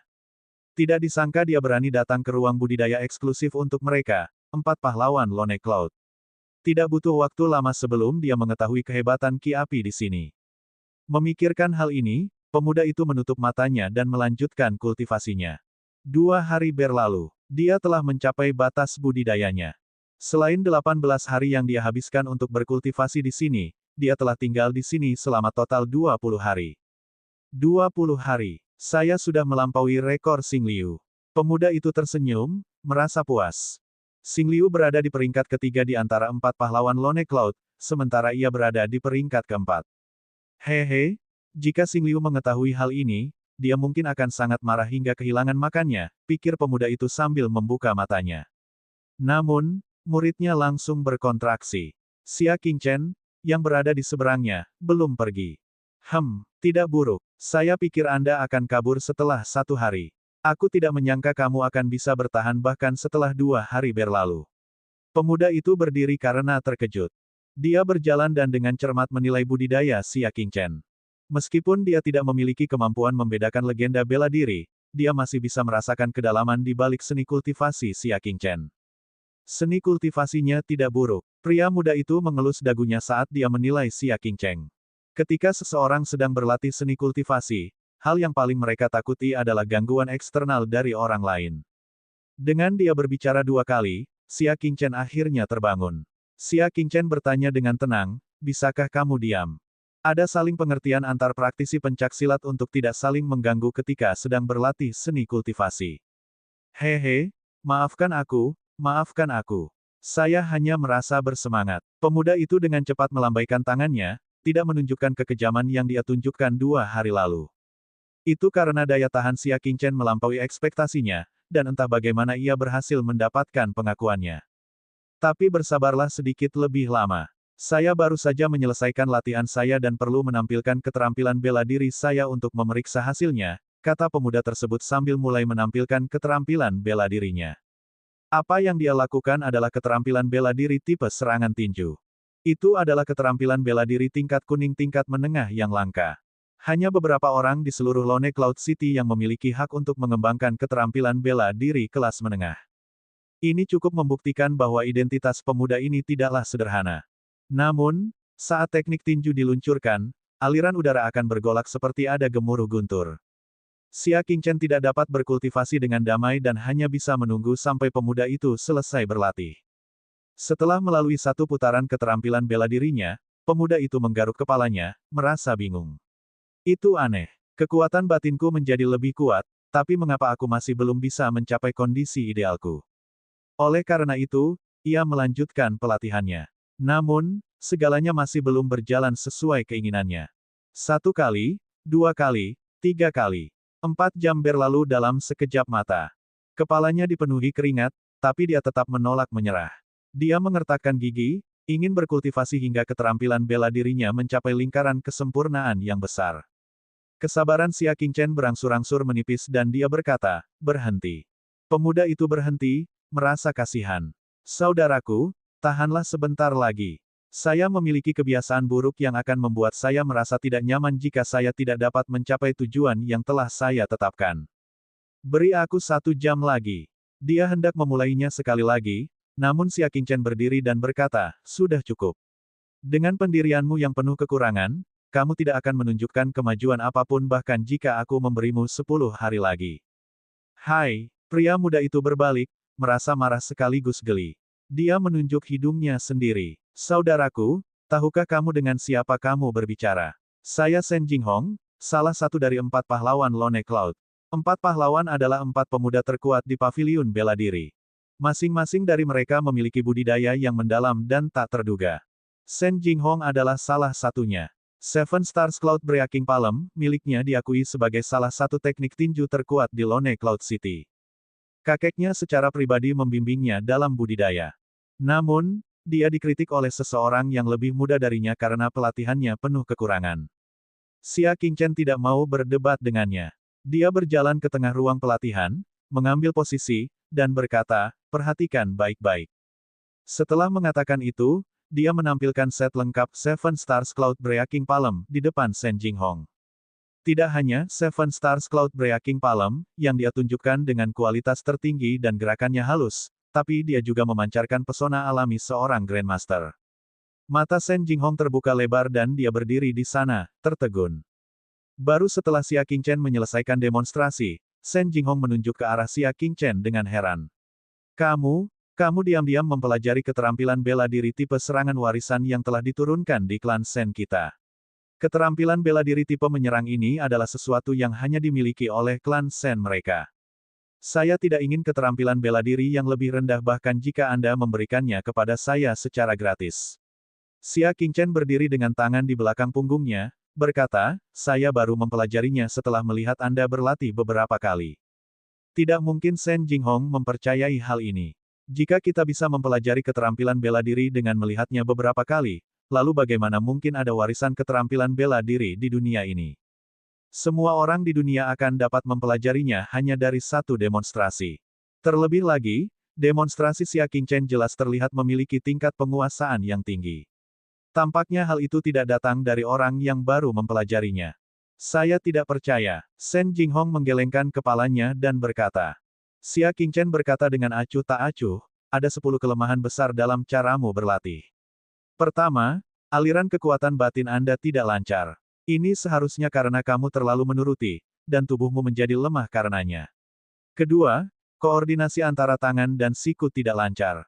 Ini seharusnya karena kebiasaan Anda.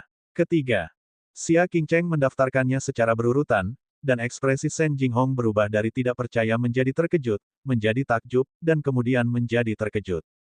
Dia telah diberi bimbingan oleh legenda bela diri Zhen Nantian sebelumnya, tetapi sejujurnya, bimbingan Zhen Nantian jauh dari bimbingan pemuda ini. Kamu, siapa kamu? Shen Jinghong merasa bahwa orang yang dia hadapi bukanlah seseorang seusianya, tetapi seorang leluhur bela diri.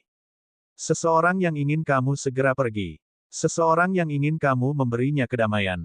Xia Qingchen melambaikan tangannya dengan tidak sabar. Jika kamu mengerti, kembalilah dan sesuaikan kondisimu.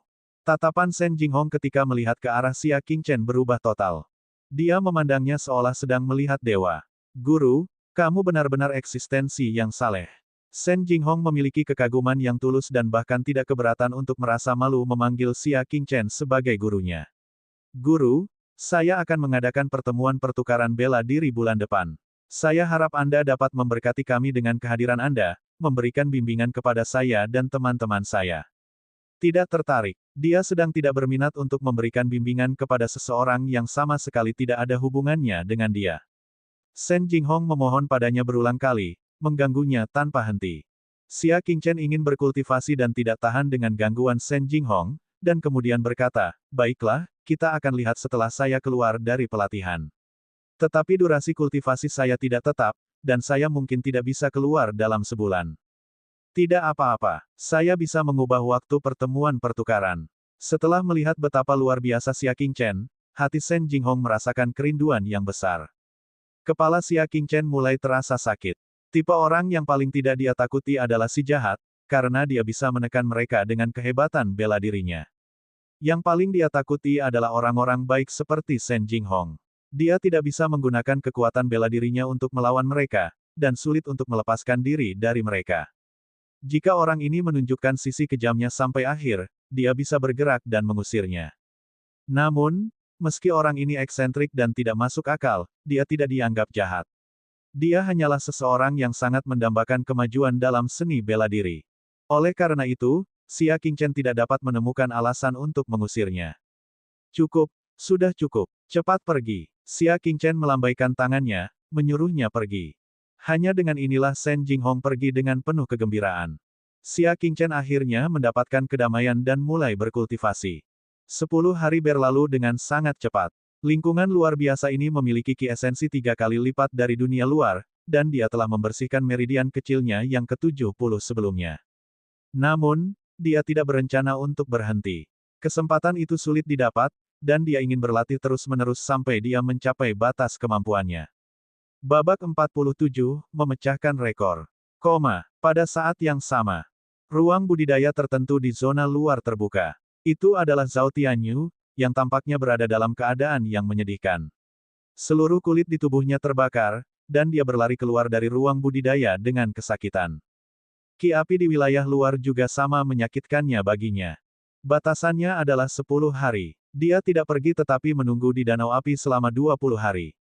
Baru kemudian dia melihat saudari bela diri senior Zhou berjalan keluar perlahan sambil mengerutkan kening. Batasannya di zona terluar adalah 1 bulan. Selamat, saudari bela diri senior Zhou. Anda telah bertahan selama sebulan penuh dan dapat menduduki peringkat 20 besar siswa senior, kata Zhao Tianyu sambil memuji dia. Secercah kegembiraan muncul di wajah saudari bela diri senior Zhou, namun dia dengan cepat menyembunyikannya dan berpura-pura tidak peduli. Ini baru 1 bulan, tidak banyak. Setelah jeda sebentar, dia menoleh untuk melihat danau api di belakangnya, memikirkan Xia Qingchen yang tidak mendengarkan nasihatnya. Kapan siswa junior dari kelas D berangkat? Zhao Tianyu menyeringai. Siapa tahu, ketika saya keluar, saya tidak melihat orang lain. Dia pasti kabur bahkan tanpa berkultivasi selama 1 hari pun. Saudari bela diri senior Zhou memasang ekspresi seolah-olah dia mengharapkan hasil ini. Dia menggelengkan kepalanya dan berkata, semua siswa junior menganggap diri mereka terlalu tinggi. Bukankah mereka sudah jelas kualitasnya? Tiba-tiba, saudari bela diri senior Zhou menyadari bahwa lampu di ruang budidaya di tengah masih menyala. 30 hari. Dia berseru kaget. Zhao Tianyu telah memperhatikan hal ini sejak lama dan juga memasang ekspresi serius. Hanya Zhu Zijian, yang menduduki peringkat pertama, yang mampu berkultivasi di ruang budidaya tersebut selama 30 hari. Tanda-tanda kekaguman dan pemujaan muncul di mata saudari bela diri senior Zhou. Zhu Zijian, putra kedua dari klan bangsawan bela diri nomor 1 di kota Lone Cloud, klan Zhu. Dia telah mengalami kemajuan yang sangat pesat sejak dia memasuki paviliun bela diri, mendapatkan keunggulan dibandingkan semua siswa lainnya. Mereka semua tidak bisa bermimpi untuk mengejarnya. Dia juga sangat tampan, halus, dan anggun. Dia adalah pria impian bagi semua wanita muda di Lone Cloud City.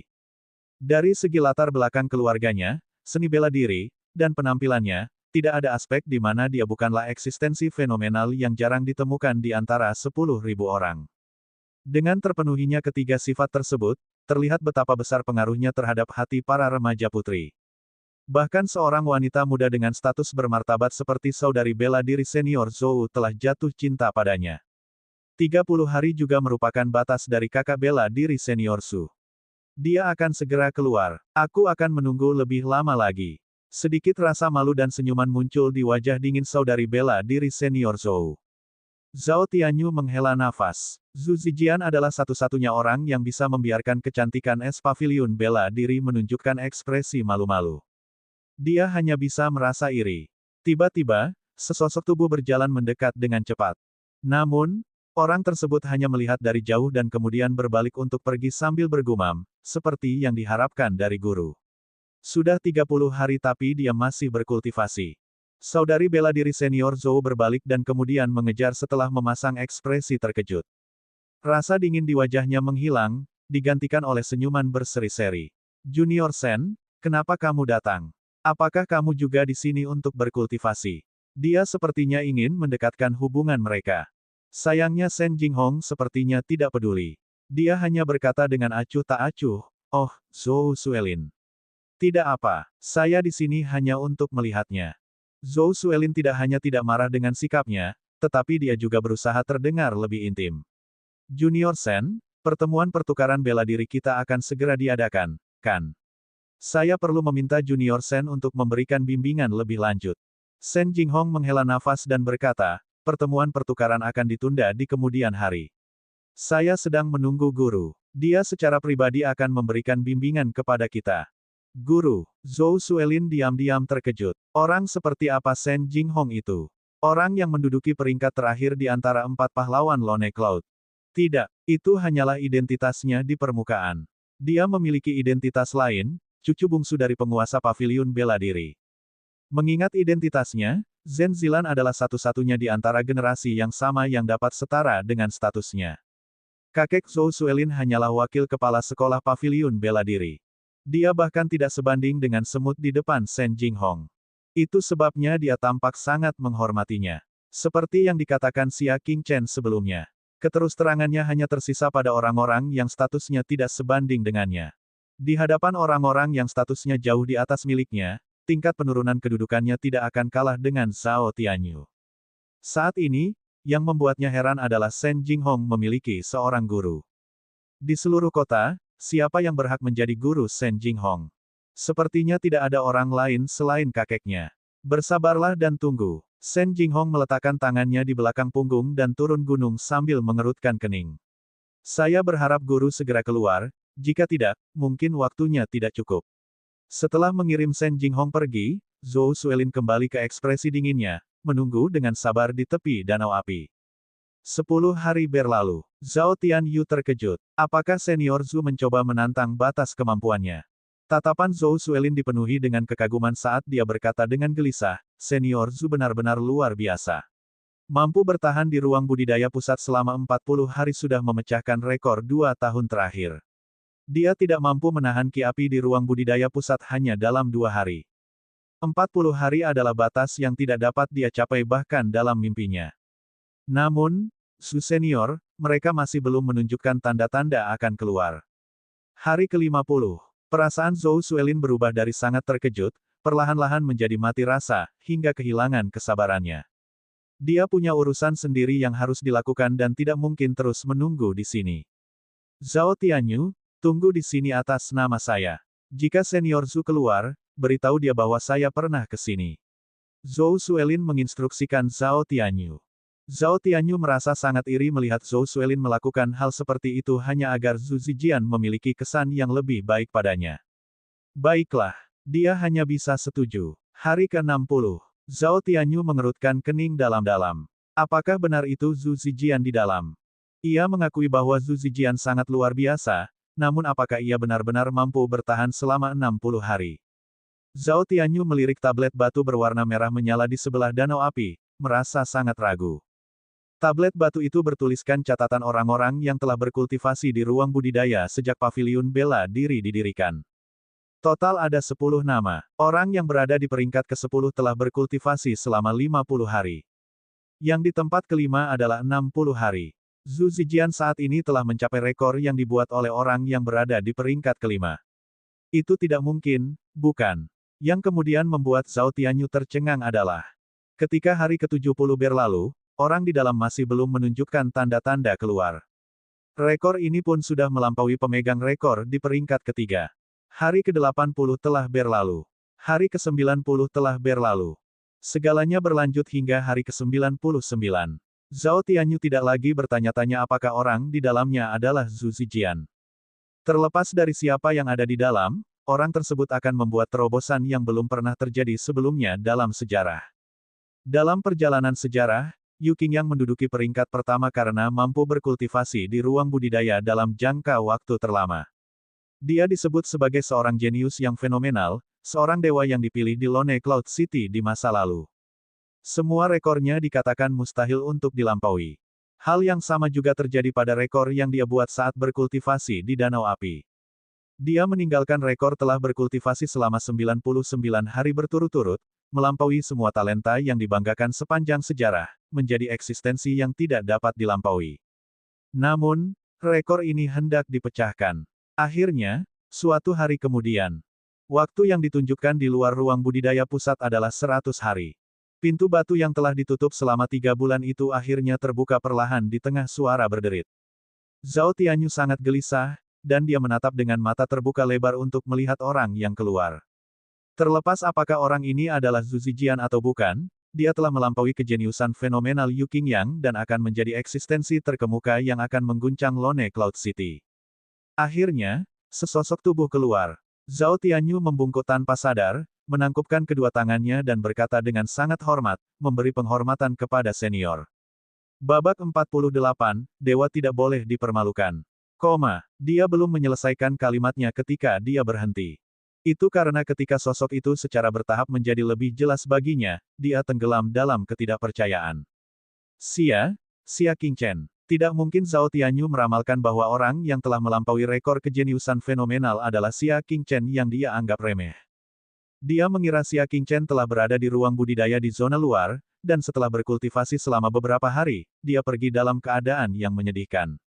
Dia tidak tahu bahwa bukan hanya hal ini yang terjadi, namun Xia Qingchen bahkan telah berkultivasi di ruang budidaya pusat selama 100 hari berturut-turut. Ini tidak mungkin. Mengingat ki api yang mengerikan di ruang budidaya pusat, Xia Qingchen, seorang siswa junior, akan terbakar menjadi abu jika dia berkultivasi di sana selama 100 hari. Pasti ada masalah di suatu tempat. Berhenti di sana. Zhao Tianyu menghentikan Xia Qingchen yang ingin pergi, berteriak dingin, bicaralah. Bagaimana kamu curang? Selain curang, Zhao Tianyu tidak bisa memikirkan kemungkinan kedua. Xia Qingchen baru saja mengakhiri pelatihannya dan suasana hatinya sedang baik. Dia merasa sangat aneh dimarahi secara tiba-tiba. Kamu sedang berbicara denganku. Xia Qingchen menunjuk pada dirinya sendiri. Zhao Tianyu tertawa dingin dan menunjuk ke tablet batu. Hentikan aktingnya. Aku sangat mengagumimu. Bukan hanya kamu yang berbuat curang, tapi kamu bahkan membuatnya sedemikian rupa sehingga hasil kecuranganmu mencapai tingkat yang tidak dapat dicapai, seolah-olah kamu takut orang lain tidak akan bisa mengetahuinya. Iya, kecurangan apa? Apa hasilnya? Xia Qingchen melirik tablet batu yang dimaksud Zhao Tianyu. Dia melihat nama depan di atasnya adalah Yu Qingyang, dan ada tulisan 99 di belakangnya. Sampah apa yang kamu bicarakan? Berhenti menghalangi jalan. Xia Qingchen mengerutkan kening. Dia sama sekali tidak memiliki kesan yang baik terhadap Zhao Tianyu. Sebagai anggota paviliun bela diri, dan juga senior Anda, saya memiliki kebutuhan untuk mengawasi keadilan di Danau Api. Zhao Tianyu mencengkeram kerah baju Xia Qingchen, menariknya, dan berkata, ikutlah denganku untuk menemui eselon atas paviliun bela diri. Biarkan mereka melihat betapa jeleknya wajahmu. Dia tidak hanya berbicara kasar tetapi bahkan sudah bergerak. Tatapan Xia Qingchen perlahan berubah menjadi dingin, dan dia berbicara dengan nada dingin, saya menyarankan Anda untuk berhenti selagi Anda berada di depan. Aku sudah menoleransimu lebih dari sekali atau 2 kali. Toleransi seseorang terbatas, dan hal yang sama terjadi pada Xia Qingchen. Kamu mengancamku. Zhao Tianyu berbicara dengan nada menghina. Kamu hanyalah seekor katak yang mencoba memakan daging angsa. Jadi bagaimana jika Anda bertemu dengan Shen Zilan? Ini adalah wilayah paviliun bela diri.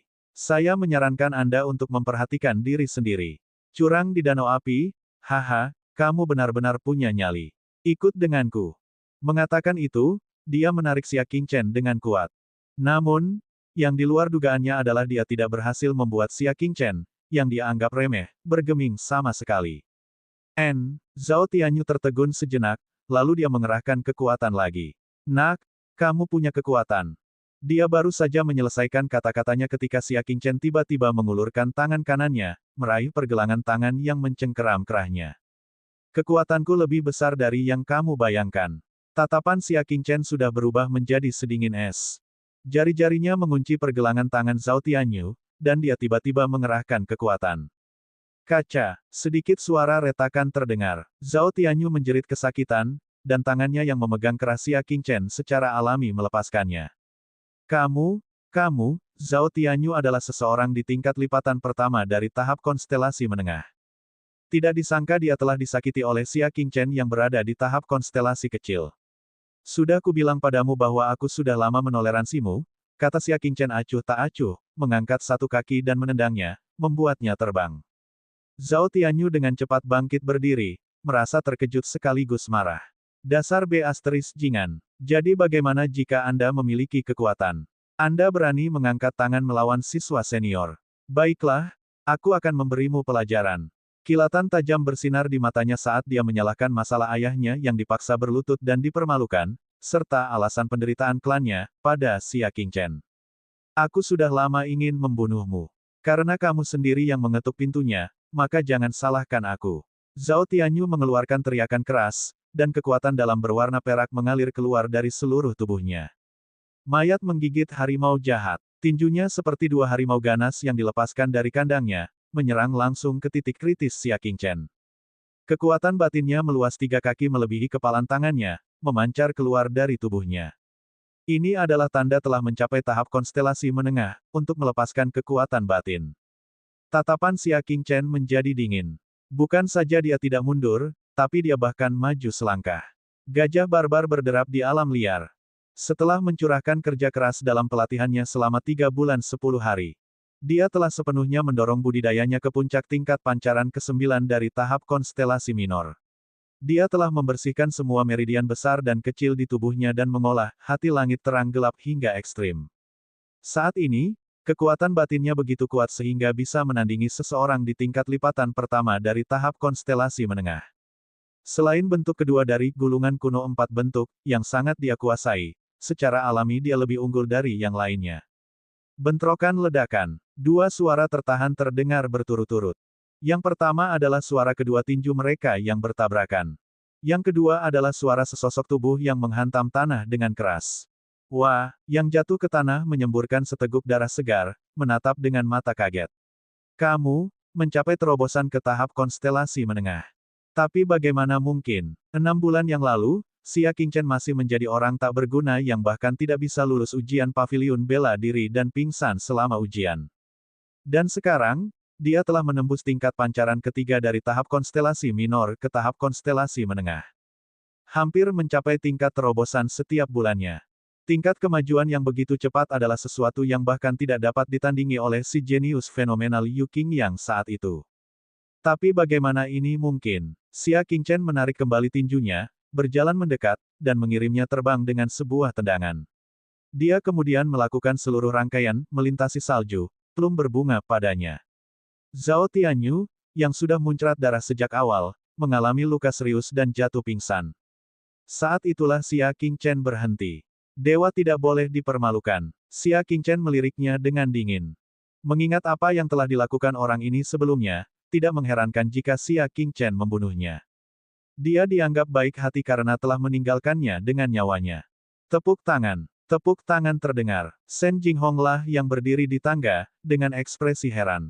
Dia datang ke sini setiap hari selama setengah bulan terakhir, memeriksa apakah Xia Qingchen telah keluar dari pelatihannya. Selain itu, dia kebetulan menemukan adegan pertarungan Xia Qingchen dan Zhao Tianyu. Keterampilan bela diri Xia Qingchen yang luar biasa menyebabkan Shen Jinghong merasa sangat terkejut. Kepala Xia Qingchen mulai sakit saat melihat siapa orang ini. 3 bulan telah berlalu, namun orang ini masih belum menyerah. Selamat, Guru, karena telah memecahkan rekor Yu Qingyang. Shen Jinghong melirik tablet batu itu, ada perasaan terkejut yang kuat di matanya. Hanya karakter luar biasa seperti dia yang bahkan bisa melampaui Yu Qingyang. Xia Qingchen melirik nama di loh batu dan berkata sambil menggelengkan kepalanya, ini adalah rekor yang dia tinggalkan ketika dia berusia 12 tahun. Saya hanya melampauinya ketika saya berusia 17 tahun. Menurut ingatan tubuhnya, Yu Qingyang adalah anak ajaib. Dia mulai berlatih seni kultivasi pada usia 3 tahun. Ketika dia berusia 12 tahun, dia telah mencapai terobosan ke tahap konstelasi menengah, menjadi orang pilihan yang saleh yang mengguncang dunia. Guru terlalu rendah hati, Shen Jinghong berkata dengan tulus. Setelah jeda sebentar, dia kemudian berkata, apakah guru punya waktu untuk datang ke Taman Peony di Paviliun Bela Diri untuk memandu pelatihan kita? Dia sudah terlalu lama menunggu momen ini. Xia Qingchen mengerutkan kening. Sejujurnya, dia tidak ingin terlibat dalam hal ini, tapi karena dia telah memberikan persetujuannya sebelumnya, dia hanya bisa menyetujuinya. Kapan itu? Besok. Itu akan terjadi besok. Shen Jinghong berkata dengan gembira. Xia Qingchen mengangguk. Baiklah. Setelah mengatakan itu, dia berjalan menuruni tangga sendirian, kembali ke Xia Manor untuk mengunjungi ayahnya dan Graji, yang tidak dia temui selama 3 bulan terakhir. Selama 3 bulan ini, budidaya ayahnya telah mencapai terobosan lain, mencapai tingkat pusaran ketiga dari tahap konstelasi utama. Graji juga meningkat dengan kecepatan luar biasa, mencapai tingkat pancaran ke-9 dari tahap konstelasi minor, hampir menyamai kemajuan Xia Qingchen. Selain itu, dia juga telah melatih keterampilan bela diri tipe gerakan dan tipe gigi dengan baik. Tuan Cheng, saya dengar Anda akan menghadiri pertemuan pertukaran bela diri besok. Bisakah kamu mengajakku? Graji menggosok kedua telapak tangannya. Aku, Graji, juga seorang ahli terkemuka. Saya juga harus menunjukkan wajah saya kepada orang lain dan menyebarkan nama saya di luar sana. Babak 49, kesepian yang tak terkalahkan. Xia Qingchen tersenyum, memikirkannya, lalu mengangguk. Pertemuan pertukaran bela diri tidak banyak berguna baginya, tapi itu akan membuka mata bagi Graji. Malam itu, dia membawa Graji kembali ke paviliun bela diri. Di lokasi pemakaman massal di pinggiran kota. Hanya ada satu kuburan yang bahkan tidak memiliki batu nisan. Li Weifeng, yang telah lama hilang, menggalinya, memperlihatkan mayat tanpa kepala. Dia menggendong mayat itu sambil menangis. Zong petik terbalik Orang yang dimakamkan di sini adalah putra Li Weifeng, Li Yaozong, yang diduga berkolusi dengan bandit. Li Weifeng berhasil melepaskan diri dari kejaran paviliun bela diri dan resmi bergabung dengan para bandit. 3 bulan kemudian, dia kembali ke pinggiran kota dan menggali putranya yang telah dipenggal. Paviliun bela diri, Xia Qingchen, Lone Cloud City, aku, Li Weifeng bersumpah akan membuatmu membayar kembali dengan darah.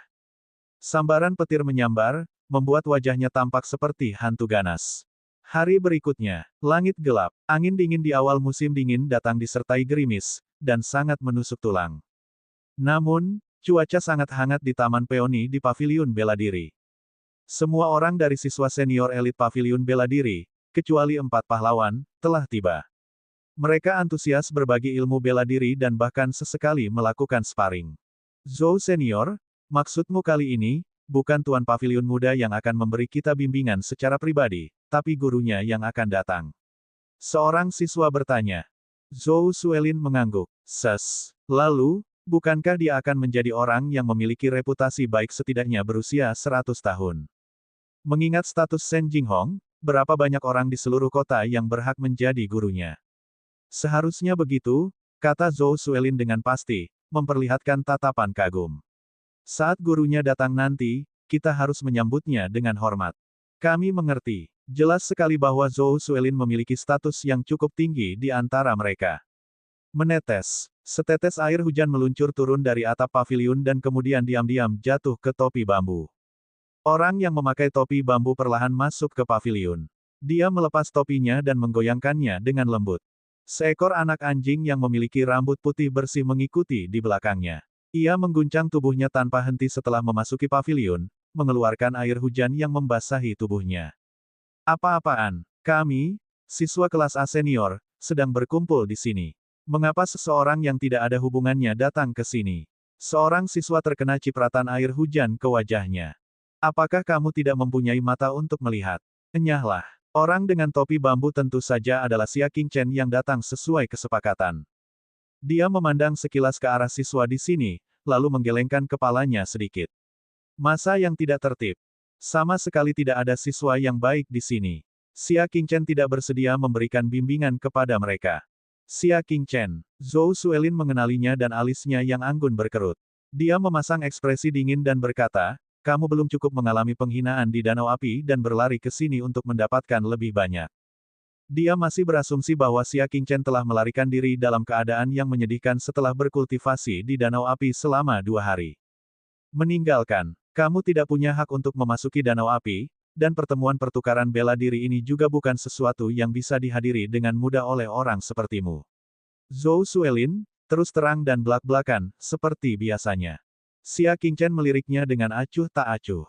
Jika Anda tidak tahu cara berbicara, maka Anda dapat memilih untuk tidak melakukannya. Tidak ada yang memperlakukanmu sebagai orang bodoh. Alis Xia Qingchen sedikit terangkat.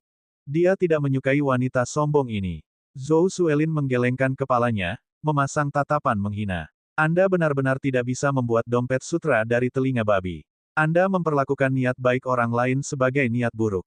Orang sepertimu pantas berjuang di kelas D, di antara tumpukan sampah, dan tidak akan pernah bisa sukses dalam hidup. Saat dia berbicara, siswa lain mulai bergabung dengannya, menegur Xia Qingchen. Bahkan ada orang yang ingin mengangkat tangan melawannya. Lupakan, Zhou Suelin berpura-pura murah hati. Adalah baik untuk membiarkan makhluk yang tidak tahu seberapa besar dunia ini menyaksikan pertukaran bela diri bertemu dari samping. Dia akan bisa melihat jarak antara kita dan dirinya sendiri. Zhou senior terlalu toleran. Itu benar. Dia jelas sudah mendapat kabar itu dan datang tanpa diundang untuk mengintip pertemuan pertukaran bela diri kami. Mengapa kita harus memperlakukan orang yang memanfaatkan orang lain seperti ini dengan baik? Semua orang ikut campur, menyimpulkan bahwa Xia Qingchen adalah pria tercela yang suka mencuri pengalaman dan keterampilan bela diri. Zhou Suelin melambaikan tangannya. Mengingat betapa dalam dan tak terduganya seni bela diri kita, dia tidak akan bisa mempelajarinya bahkan jika dia melihatnya 100 kali. Jangan khawatir. Dia kemudian melambaikan tangannya pada Xia Qingchen. Tidak apa-apa bagimu untuk mengintip, tapi tolong menjauhlah dan jangan mempengaruhi percakapan kita. Dia memasang ekspresi jijik seolah sedang mengejar lalat. Xia Qingchen terus memasang ekspresi acuh tak acuh, tidak terganggu oleh penghinaan. Biarkan saya memperkenalkan diri. Saya Xia Qingchen. Saya di sini bukan untuk mengintip pengalaman seni bela diri Anda yang lebih rendah, dan saya juga tidak di sini untuk menerima sikap Anda. Xia Qingchen menggantungkan topi bambu di dinding dan perlahan berjalan ke tengah paviliun. Dia melihat sekeliling ke semua orang sebelum berkata dengan tenang, saya diminta untuk datang dan memberikan bimbingan kepada Anda sekelompok sampah. Dari sudut pandangnya, memang benar bahwa para siswa senior ini hanya bisa dianggap sebagai sampah. Kata-katanya langsung menimbulkan kemarahan semua orang. Apakah kalian melihatnya? Dia ingin mengintip pertemuan pertukaran bela diri kita meskipun memiliki sikap seperti itu. Ekspresi Zhou Suelin sedingin es, dan dia menggelengkan kepalanya. Kamu tidak tahu apa yang baik untukmu. Saok Xuan, usir dia. Pemuda bernama Saok Xuan berdiri. Dia berusia 18 tahun dan berada pada tingkat pancaran ke-9 dari tahap konstelasi minor. Dia tidak tahan melihat Xia Qingchen sejak awal dan dengan cepat naik untuk melakukan tendangan terbang, ingin mengirim Xia Qingchen terbang. Tatapan Xia Qingchen menjadi dingin. Sebelum melawanku, lawan anjingku dulu. Hanya orang-orang yang bisa menang melawannya yang berhak menerima bimbingan pribadi dari saya. Anjing. Saok Xuan tertegun dan pandangannya tiba-tiba kabur, sebuah bola putih berbulu menerkam ke arahnya. Dia terkejut dan dengan cepat menggunakan tangannya untuk menahan. Namun, dia masih terlambat. Wajahnya ditendang dengan kasar oleh sepasang kaki anjing. Di bawah kekuatan yang sangat besar, Saok Xuan terpaksa tersandung ke belakang, berhenti hanya setelah menabrak siswa lain. Ada 2 bekas kaki yang tertinggal di wajahnya. Hidungnya juga mengeluarkan banyak darah. Dia terhuyung bangkit kembali, menundukkan kepalanya, dan melihat seekor anjing seputih salju sedang berjongkok di tanah, menggaruk telinganya dengan kaki kanan depan. Kamu memanjakan anjingmu untuk melakukan tindakan keji. Sao Xuan berkata dengan marah. Graji meniup kotoran telinga di kakinya dan meludah, sambil berkata, bersikaplah lebih hormat saat berbicara.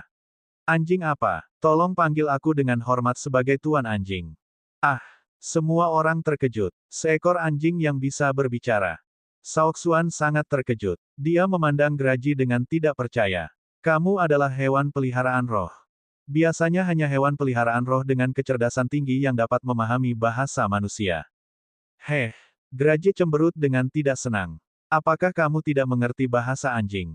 Aku memintamu memanggilku Tuan Anjing. Wajah Saoxuan berubah muram.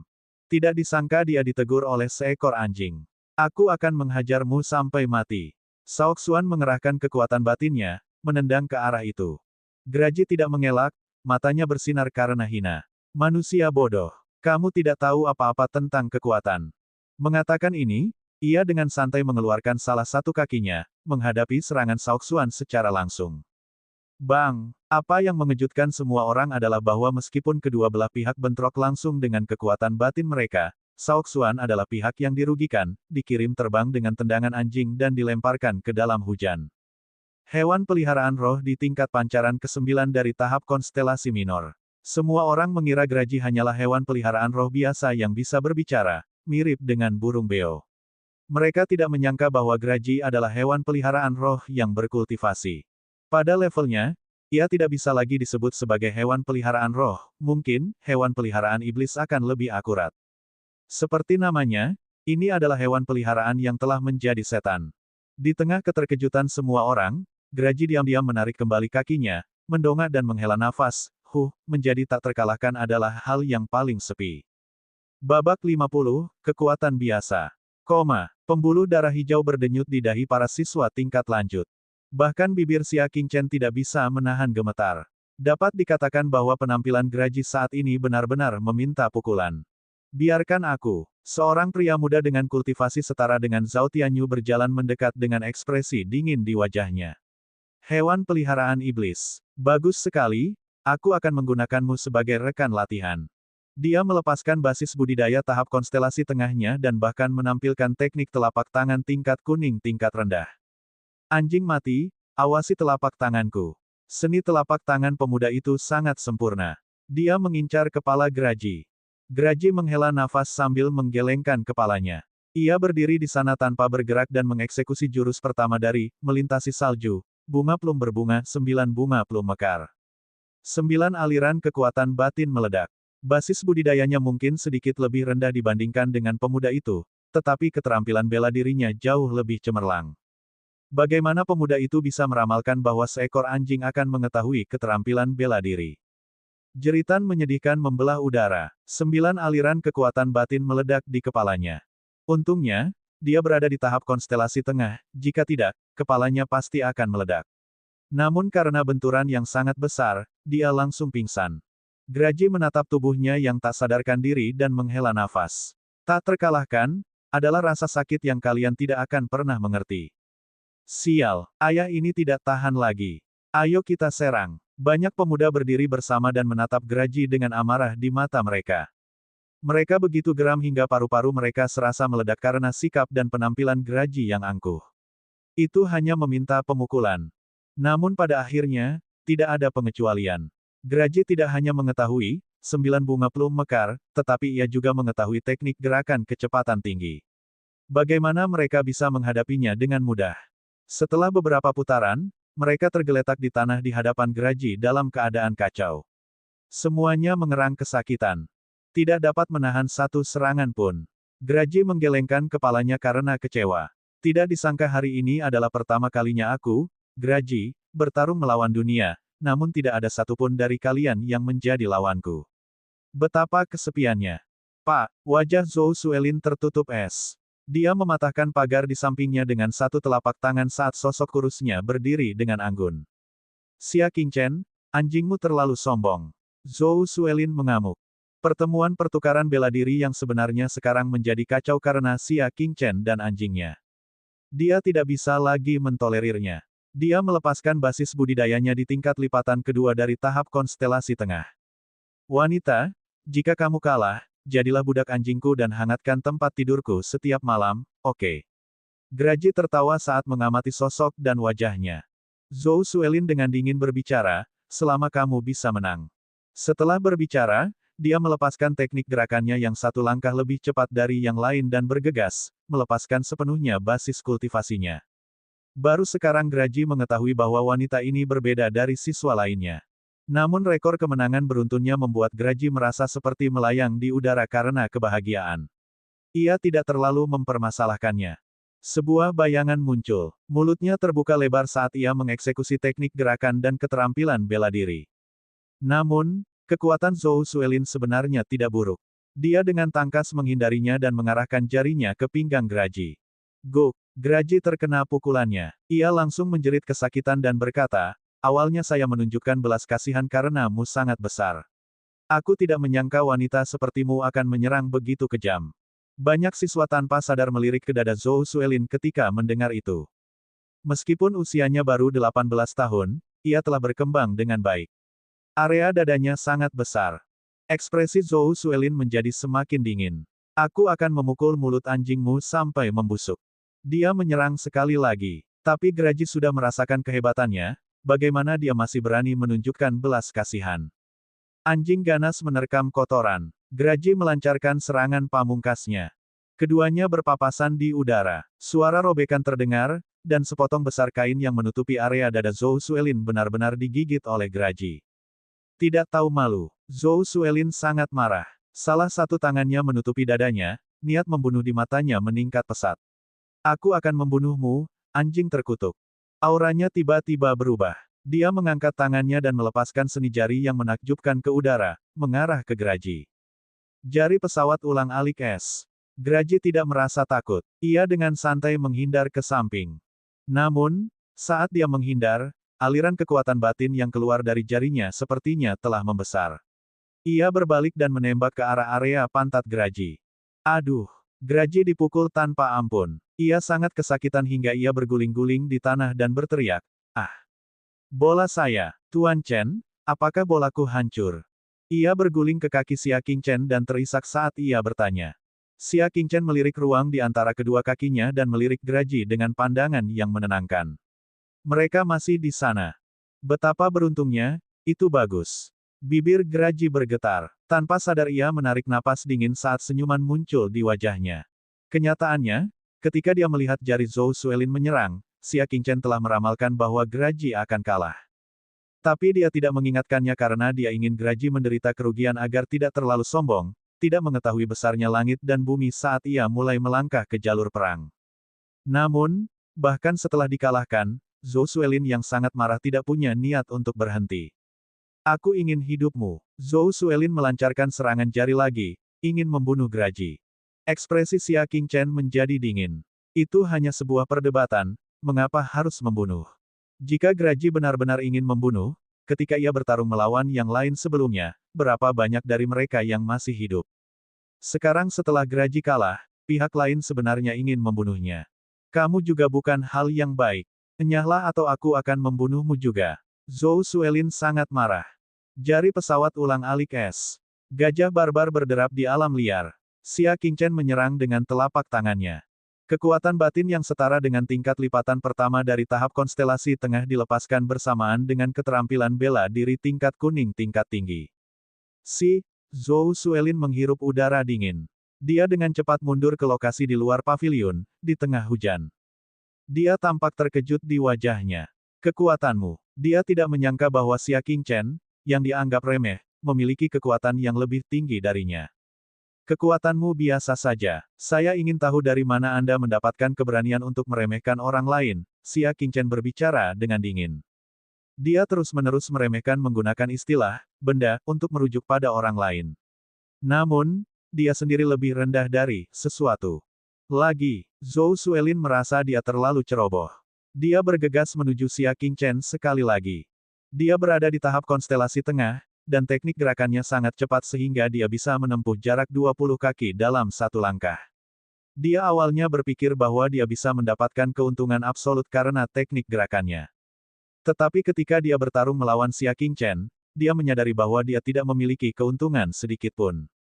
Gajah barbar berderap di alam liar. Setelah beberapa putaran, telapak tangan Xia Qingchen dengan kejam menghantam dadanya, membuatnya terbang.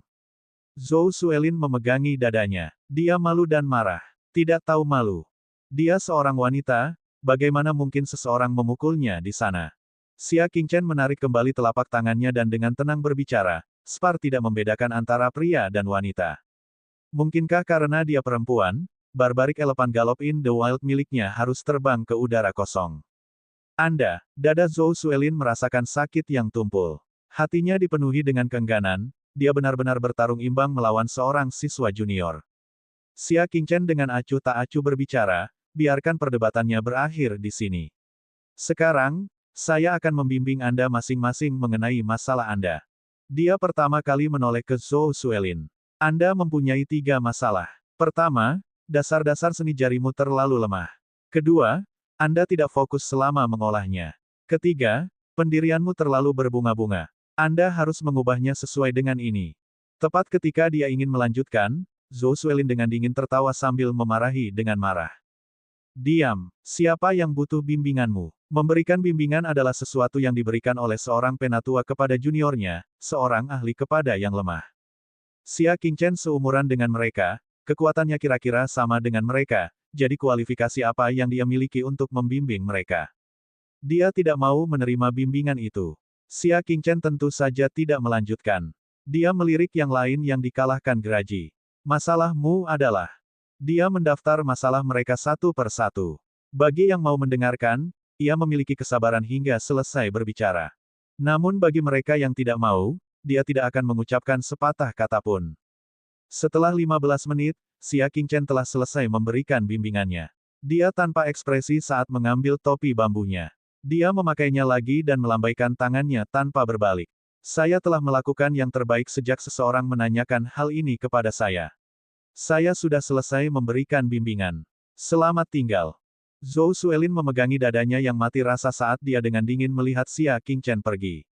Dia berbicara dengan penuh kebencian, melebih-lebihkan dirimu sendiri. Tiba-tiba, tidak lama setelah Xia Qingchen pergi, sesosok tubuh dengan cepat berlari di tengah hujan.